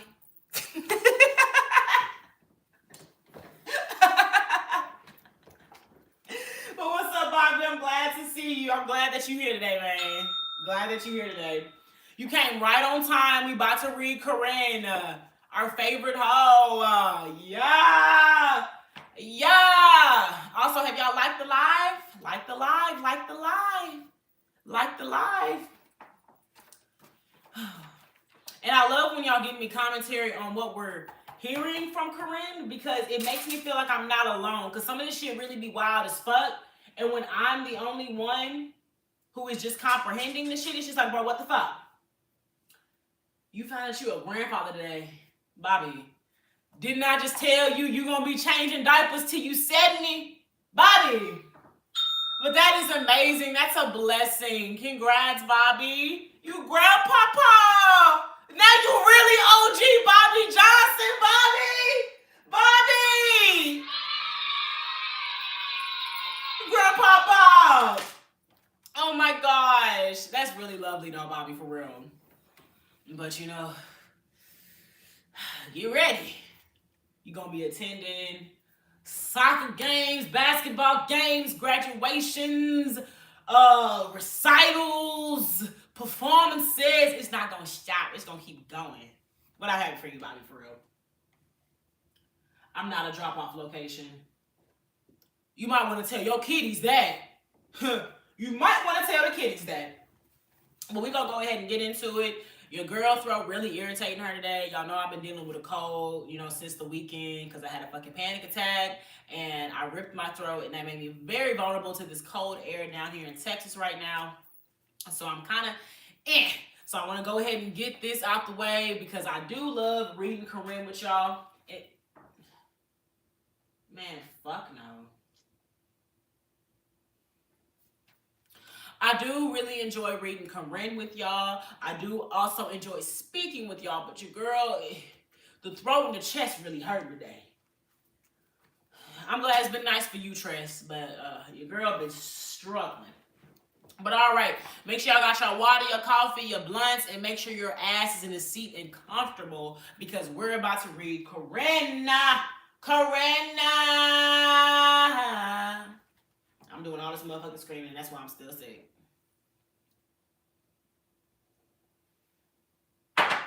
Lord have mercy. All right, y'all. We about to get into it.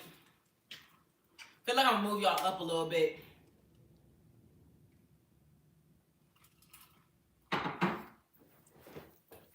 You're in DC traffic? That's perfect. That's perfect. Because you have nowhere else to go. All right. Story time. How to Save a Life, Part 2, Chapter 10. While the rest of the world continued guessing the nature of my relationship with Bobby, I was working hard to help him be happy, healthy, and sane.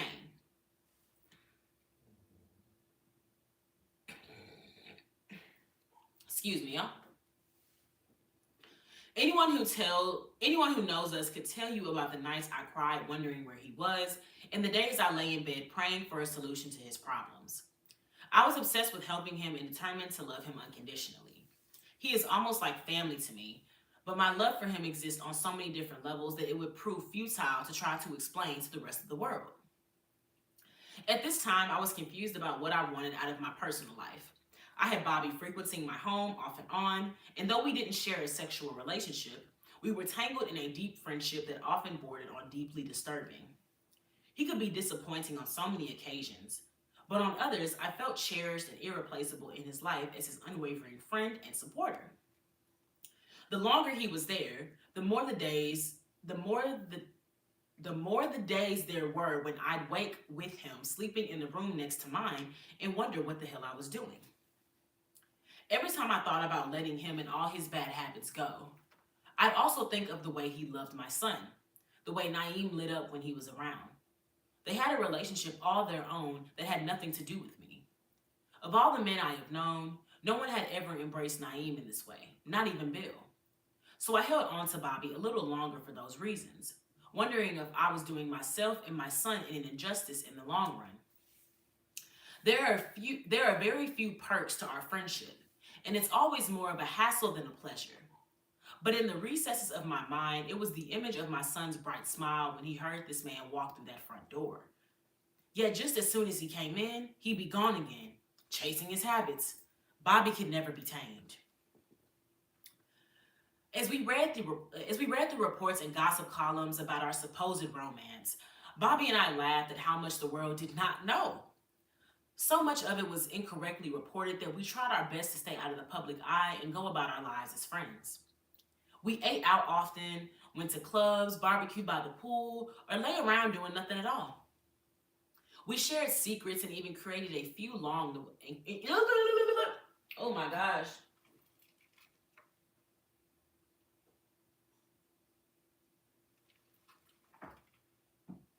Oh Lord. Tongue a little dry, y'all. Sorry. And coffee making it dry. Woo!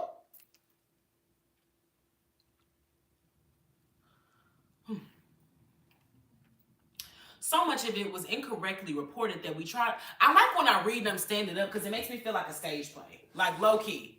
I like when I feel like a stage play. I don't know. Like I low key want to change position. I'm going to stay right here.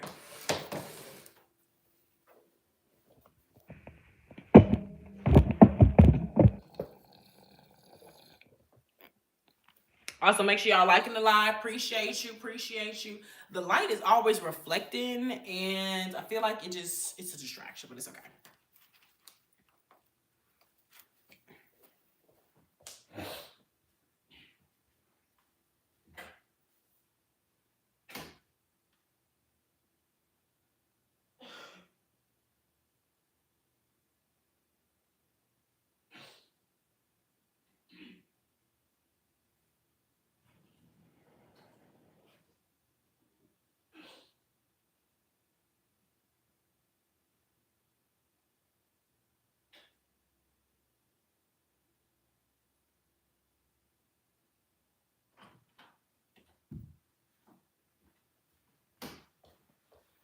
All right, here I am, y'all.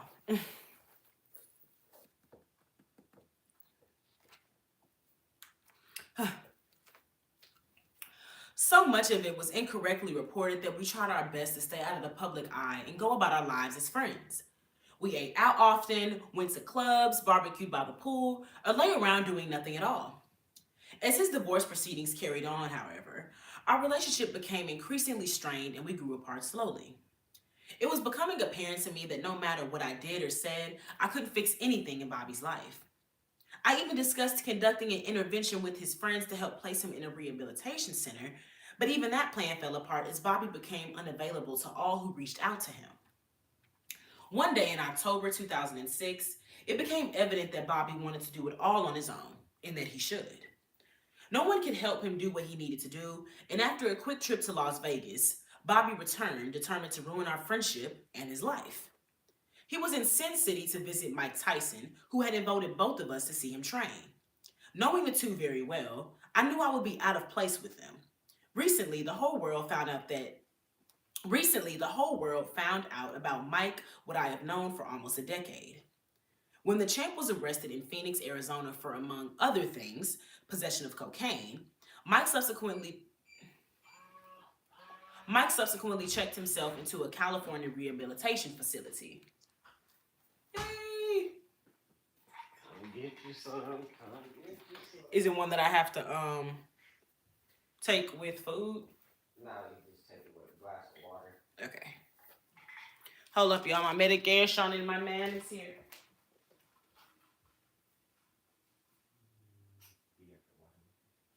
Yes, ooh, yeah. Perfect. Oh wait, no. With the water.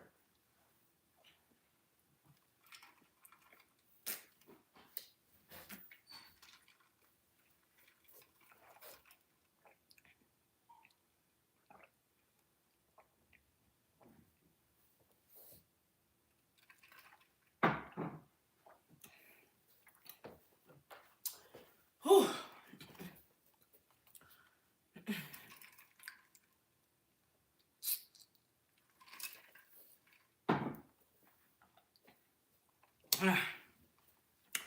Whoa, whoa, whoa.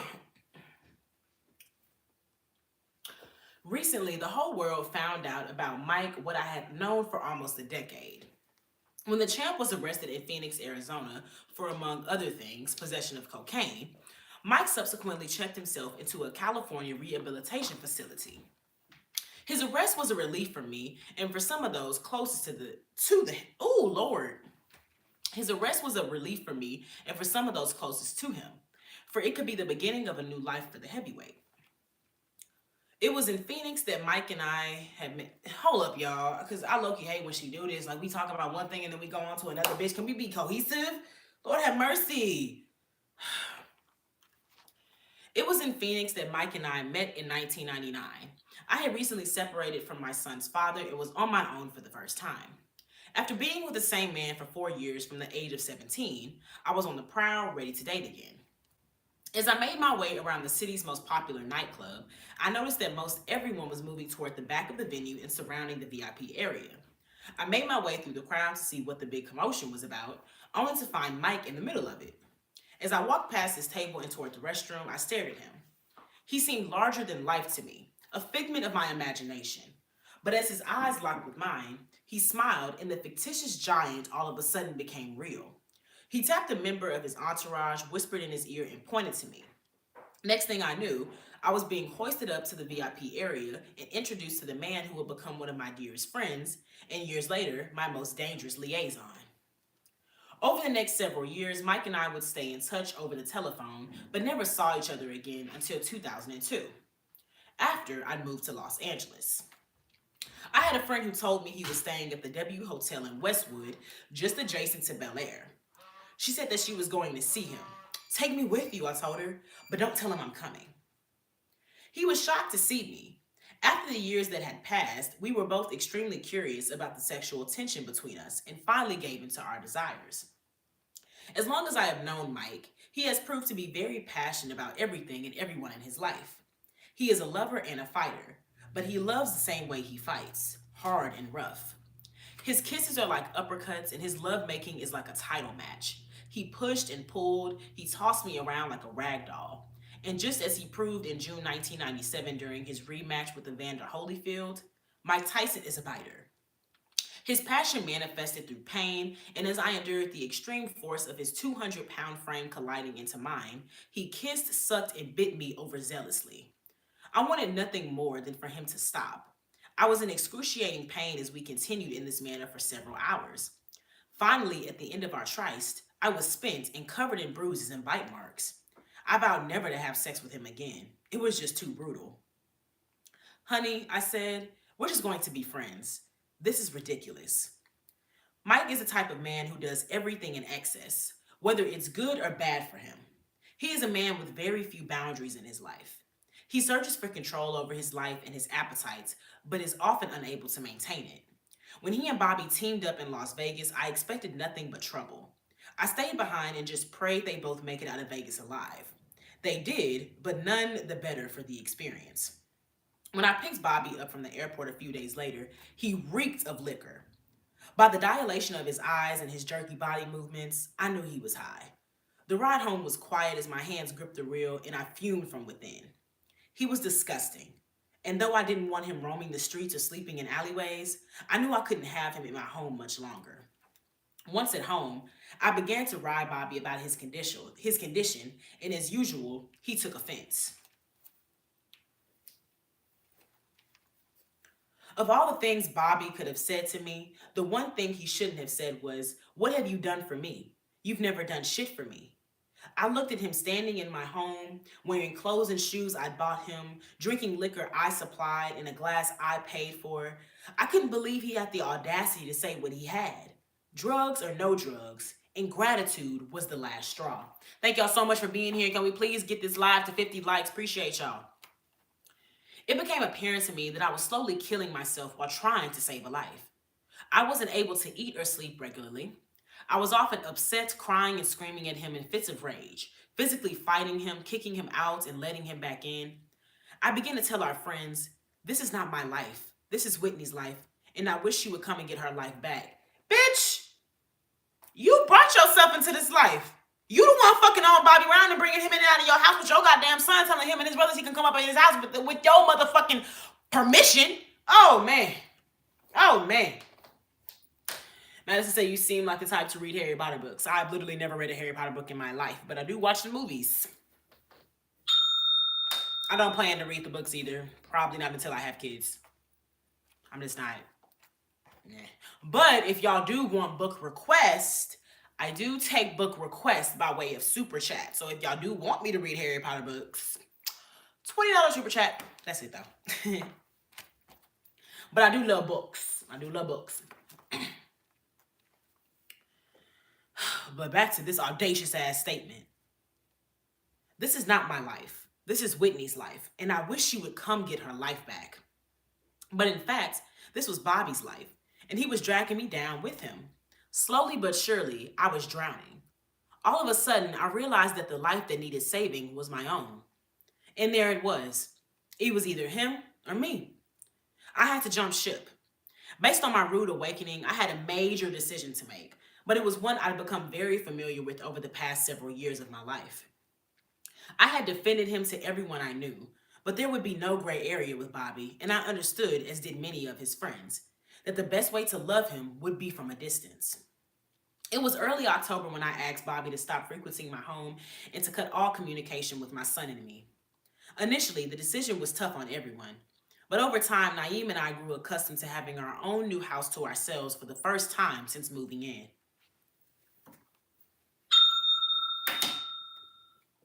There were days when I missed Bobby so much, I was moved to tears and fought the urge to call him and ask him to stop by. There were nights he'd call just to check on my son and ask how things were at the house. The truth was that with every passing day in wake of his departure, my house was feeling more and more like a home, my home. I was finding my groove in a schedule that made life simpler than when Bobby was around. With him, life was chaotic. Nothing was ever organized, and life's plans and schedules went out the window. He would sleep all day, stay awake all night, and fumble business meetings, missing some completely, throwing away opportunity at the drop of a hat. I was able to get interest from him.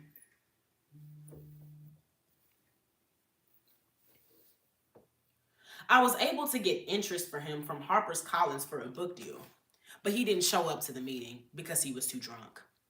When he started battling, when he started battling down things that would help him, I knew it was time for him to go. I needed Bobby to leave, but he needed it just as badly. As he dealt with his life, I began dealing with mine. My new home needed my attention, and so did my son and my career. When I sat back and looked at all I have accomplished in life, I realized how backward my thinking had been. Here I was giving so much time, energy, and support to someone whose most recent accomplishments paled in comparison to mine. Instead of focusing on retaining my achievements and building on them, and though I could afford Bobby, I couldn't afford to be around him. I often found I often find that I want to give too much of myself, a self who is still underdeveloped and isn't finished setting anchors in the tide. Bo- I often find that I want to give too much of myself, a self who is still underdeveloped and isn't finished setting anchors in the tide. Bobby still calls periodically, and he has even dropped by the house to say hello or see my son. But it is different. He's in control. He knows that he has to be in control. I hope that we will always be friends, but never again the way we were. But never again the way we once were. The best thing I ever did for my friend Bobby was to let him be and give him the space he deserves to get it all back together again.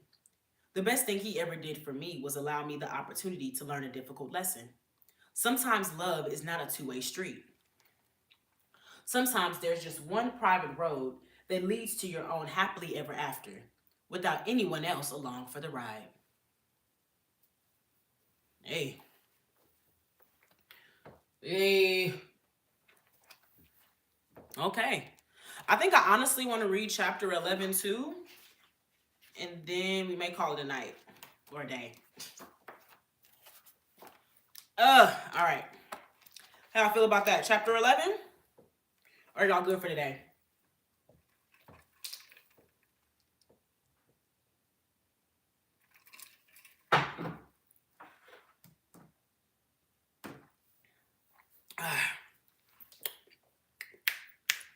Chapter 11 or bust. I think I'm honestly go ahead and read it. Chapter 11, Black Tie. On Friday, September 29, 2006, Irvin Magic Johnson celebrated his 25th year in business with a black tie gala at the Beverly Hills Hilton. Though Magic and I have been friends over 5 years, I was not aware of the event until a few days before. He and I are not in constant contact and tend to catch up every few months or so. Either way, I was excited to attend the soiree and to celebrate with Magic alongside his family, friends, and colleagues. The day started with a frantic shopping spree as I raced around town running last-minute errands to prepare for the red carpet. Being an avid window shopper, I knew exactly where to go for a formal black gown that was not only elegant, but also undeniably sexy and form-fitting. So I made my way to Sunset Plaza, a trendy 2-mile stretch of road on the west side of Los Angeles, just minutes from Bel Air and Beverly Hills. Sunset Plaza is home to some of the most exclusive and pricey boutiques, as well as an array of restaurants that not only serve the finest cuisine, but also complement the posh Los Angeles lifestyle I have grown accustomed to, making the area one of the it places to be and be seen. As I walked into the BCBG Max as Asria, my eyes were drawn to a rack of floor-sweeping black gowns in the far left corner of the room. And just my luck, the entire selection was marked down. Within minutes, I managed to find my size, try it on, fall in love with it, make the purchase, and walk out. I haven't yet arrived at the level in my career where I can call a stylist and have dresses brought to my home for selection. As nice as that would be, I am entirely capable of living my life without help every step of the way. And I never want to fall into the habit of needing others to perform the simplest tasks. I still shop at the mall and buy off the rack, and I am always intrigued by a sale. Luckily for me, I was able to walk out of BCBG with the perfect gown for less than sticker price and with time to spare. With the wind at my heels, I headed over to Coldwater Canyon, leaving the west side and heading into San Fernando Valley to make a drastic change: a haircut. I headed to the salon and asked my favorite stylist to chop off my long hair. With a fabulous dress and a fresh bob, I threw myself together for Magic Johnson's event. A publicist for the event had called while I was at BCBG to confirm my impending arrival. An hour later, she called me back. Corinne, Mr. Johnson wanted to confirm that your guest for the evening will be Bobby Brown. Who?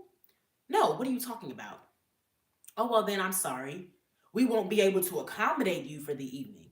You see, Mr. Johnson gave you someone else's seats based on Bobby Brown's celebrity and the relationship that he has with Mr. Johnson. Ooh. I was pissed. First of all, I told her, let's be honest, I am a bigger celebrity than Bobby Brown right now. Secondly, he and Mr. Johnson have no relationship. I am attending the event based on my relationship with Mr. Johnson, and on that premise alone, so you do what you need to do and you tell Mr. Johnson I will speak with him about this later.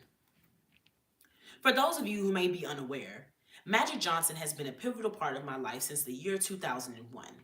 I was dead broke and homeless, living out of my car with Naeem, who was 3 at the time, when he and I met. On my being introduced to Irvin, he instantly took responsibility for my son and me and made sure we had food and a place to stay. Since that time, Magic has celebrated my accomplishments every step of the way.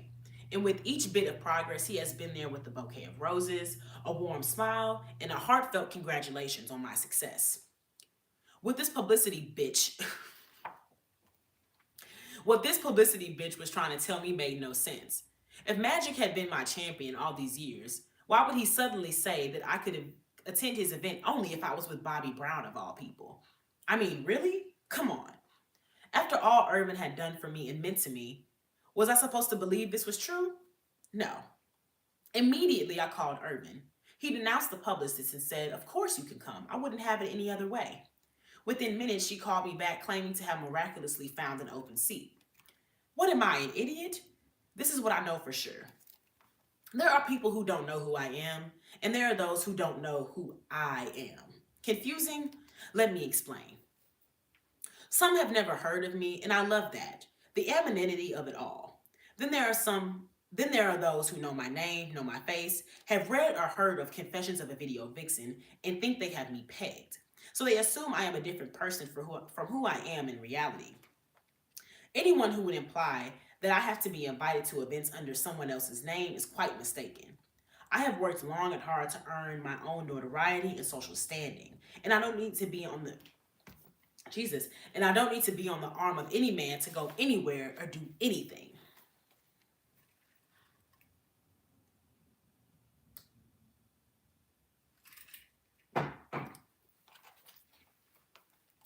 Those days are over for me. I do not need to be attached to someone else for validation. When I wrote Confessions, it changed the way influential people in the industry saw and treated me. Whether they loved or hated the book, they respected me for it. Very few women in my demographic have the opportunity to explore their innermost thoughts, mistakes and all. Very few women in my demographic have the opportunity to explore their innermost thoughts, mistakes and all, and turn them into a best-selling book. Very few of us will ever have the chance to mold our culture. People in powerful positions want me around. They don't want to try me out of People in powerful positions want me around. They don't try to keep me out of black tie galas. So after the publicist working the event was properly scolded, I went to the party, secure in my friendship with Magic Johnson and the fact that I belonged there with or without Bobby Brown or anyone else for that matter. I laughed on the inside as I greeted the publicist at the red carpet and she had to watch me walk the can. Ooh, Lord, y'all, give me 1 second.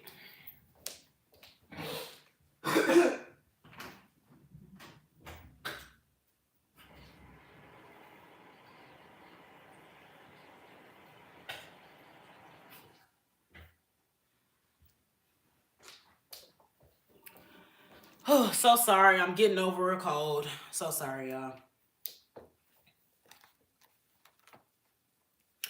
I laughed on the inside as I greeted the publicist at the red carpet and she had to watch me walk the walk with cameras flashing and paparazzi screaming my name, vying for my attention. She, like many, had me pegged all wrong. I worked the carpet, and it was a glorious moment being out there alone, making my own name in the world. I have to admit, I absolutely loved it.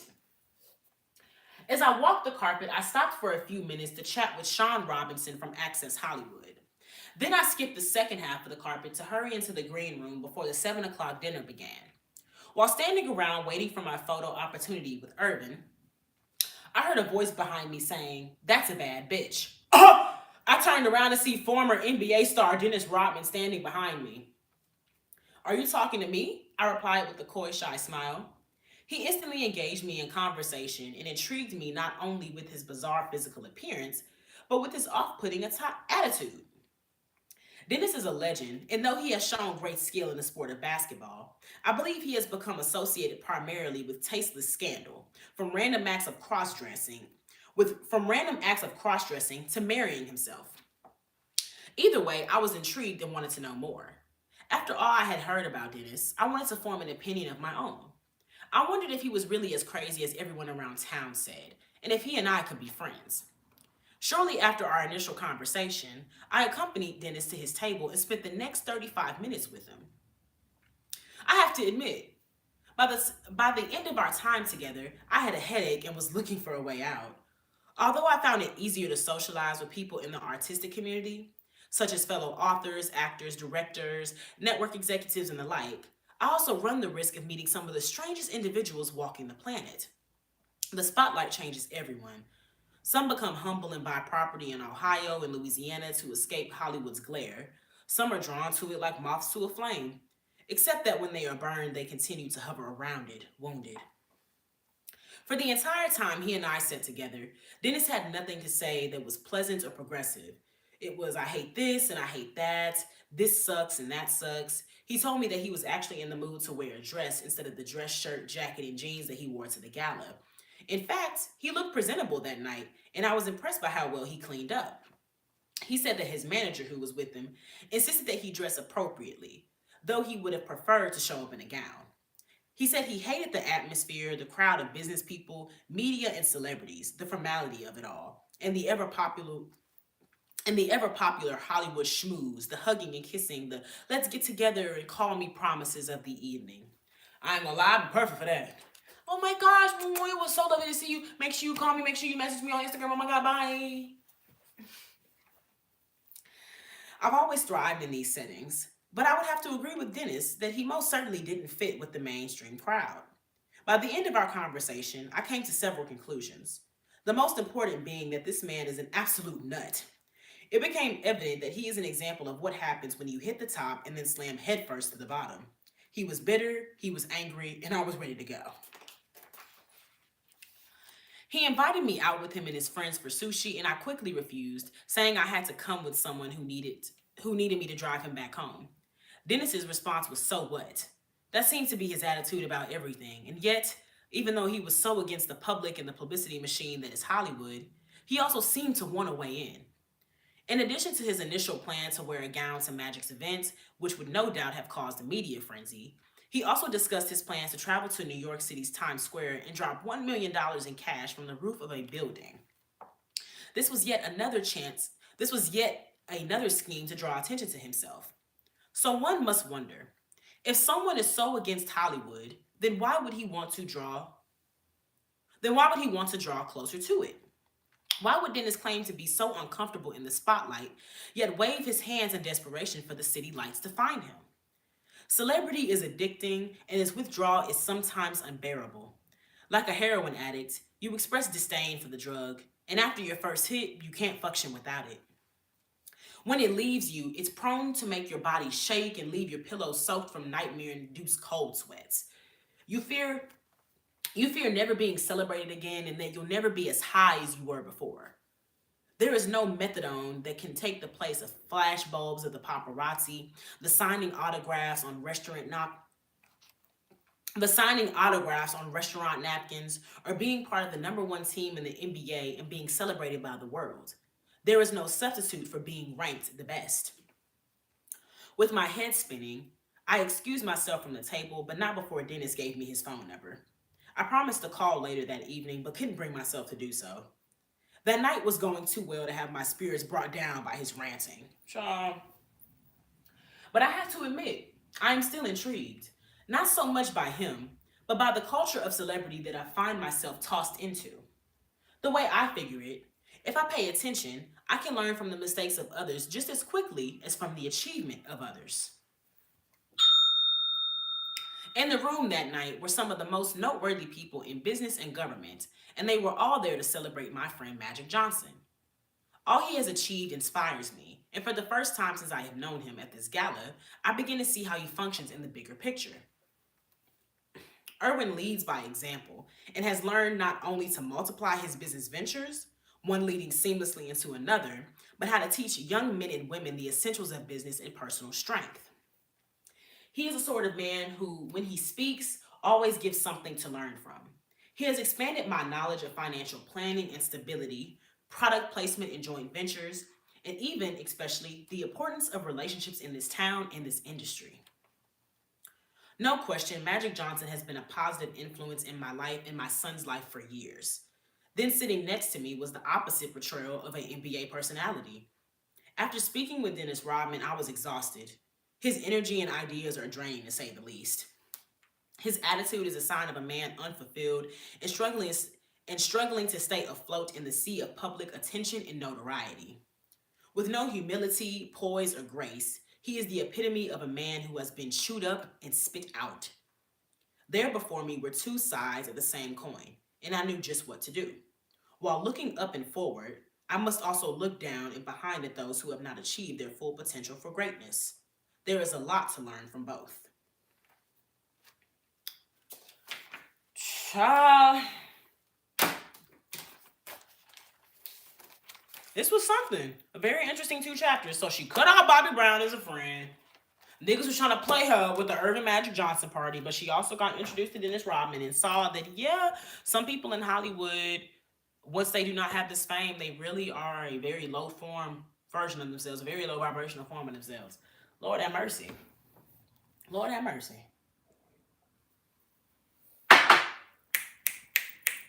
I say good reading session, y'all.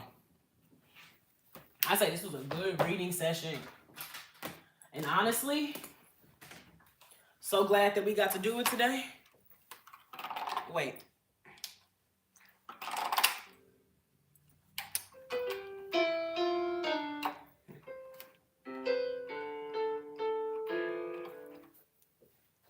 Quick little piano. Quick little piano selection. Quick little piano selection.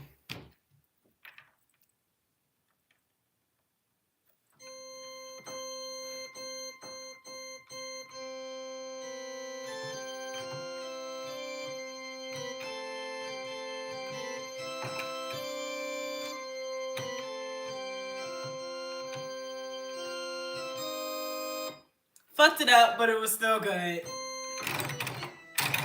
That was good. But yes, thank y'all so much for coming through today. This is a very chill, very high vibrational live, and I'm glad that y'all made it amazing. Y'all are always a grand and an amazing part of my day, and I am so glad that I'm able to talk to y'all, meet new people, have us be entertained and informed. Speaking of that, I hope I entertained you and informed you as much as y'all do me, because y'all always come in with your own insight, your own opinions, and I love it. I love this safe space, and I love my co-anchors, for real. And like I told y'all, your girl is recovering from a little cold, so I need all of the warmth and good things that I can get. So I'm about to go ahead and fix me a little warm thing of some Tetrazini, because I don't have no soup right now. But you know, I'm gonna go ahead and fix me that so I can get myself back in my own good. I gotta get myself back in my own good graces. My body is not feeling me right now. So I thank y'all so much for being here. I am so blessed that I get the opportunity to do this. If y'all haven't already, please take a look at all the other videos on my channel. I also officially made an Alexa Luther Show playlist, so you can watch all your favorite lives and look back at your favorite moments. And we just gonna keep growing, y'all. We gonna keep growing and going. Going and growing. I said going and growing and going and going. Okay? Okay? Okay? Okay? Okay? Okay.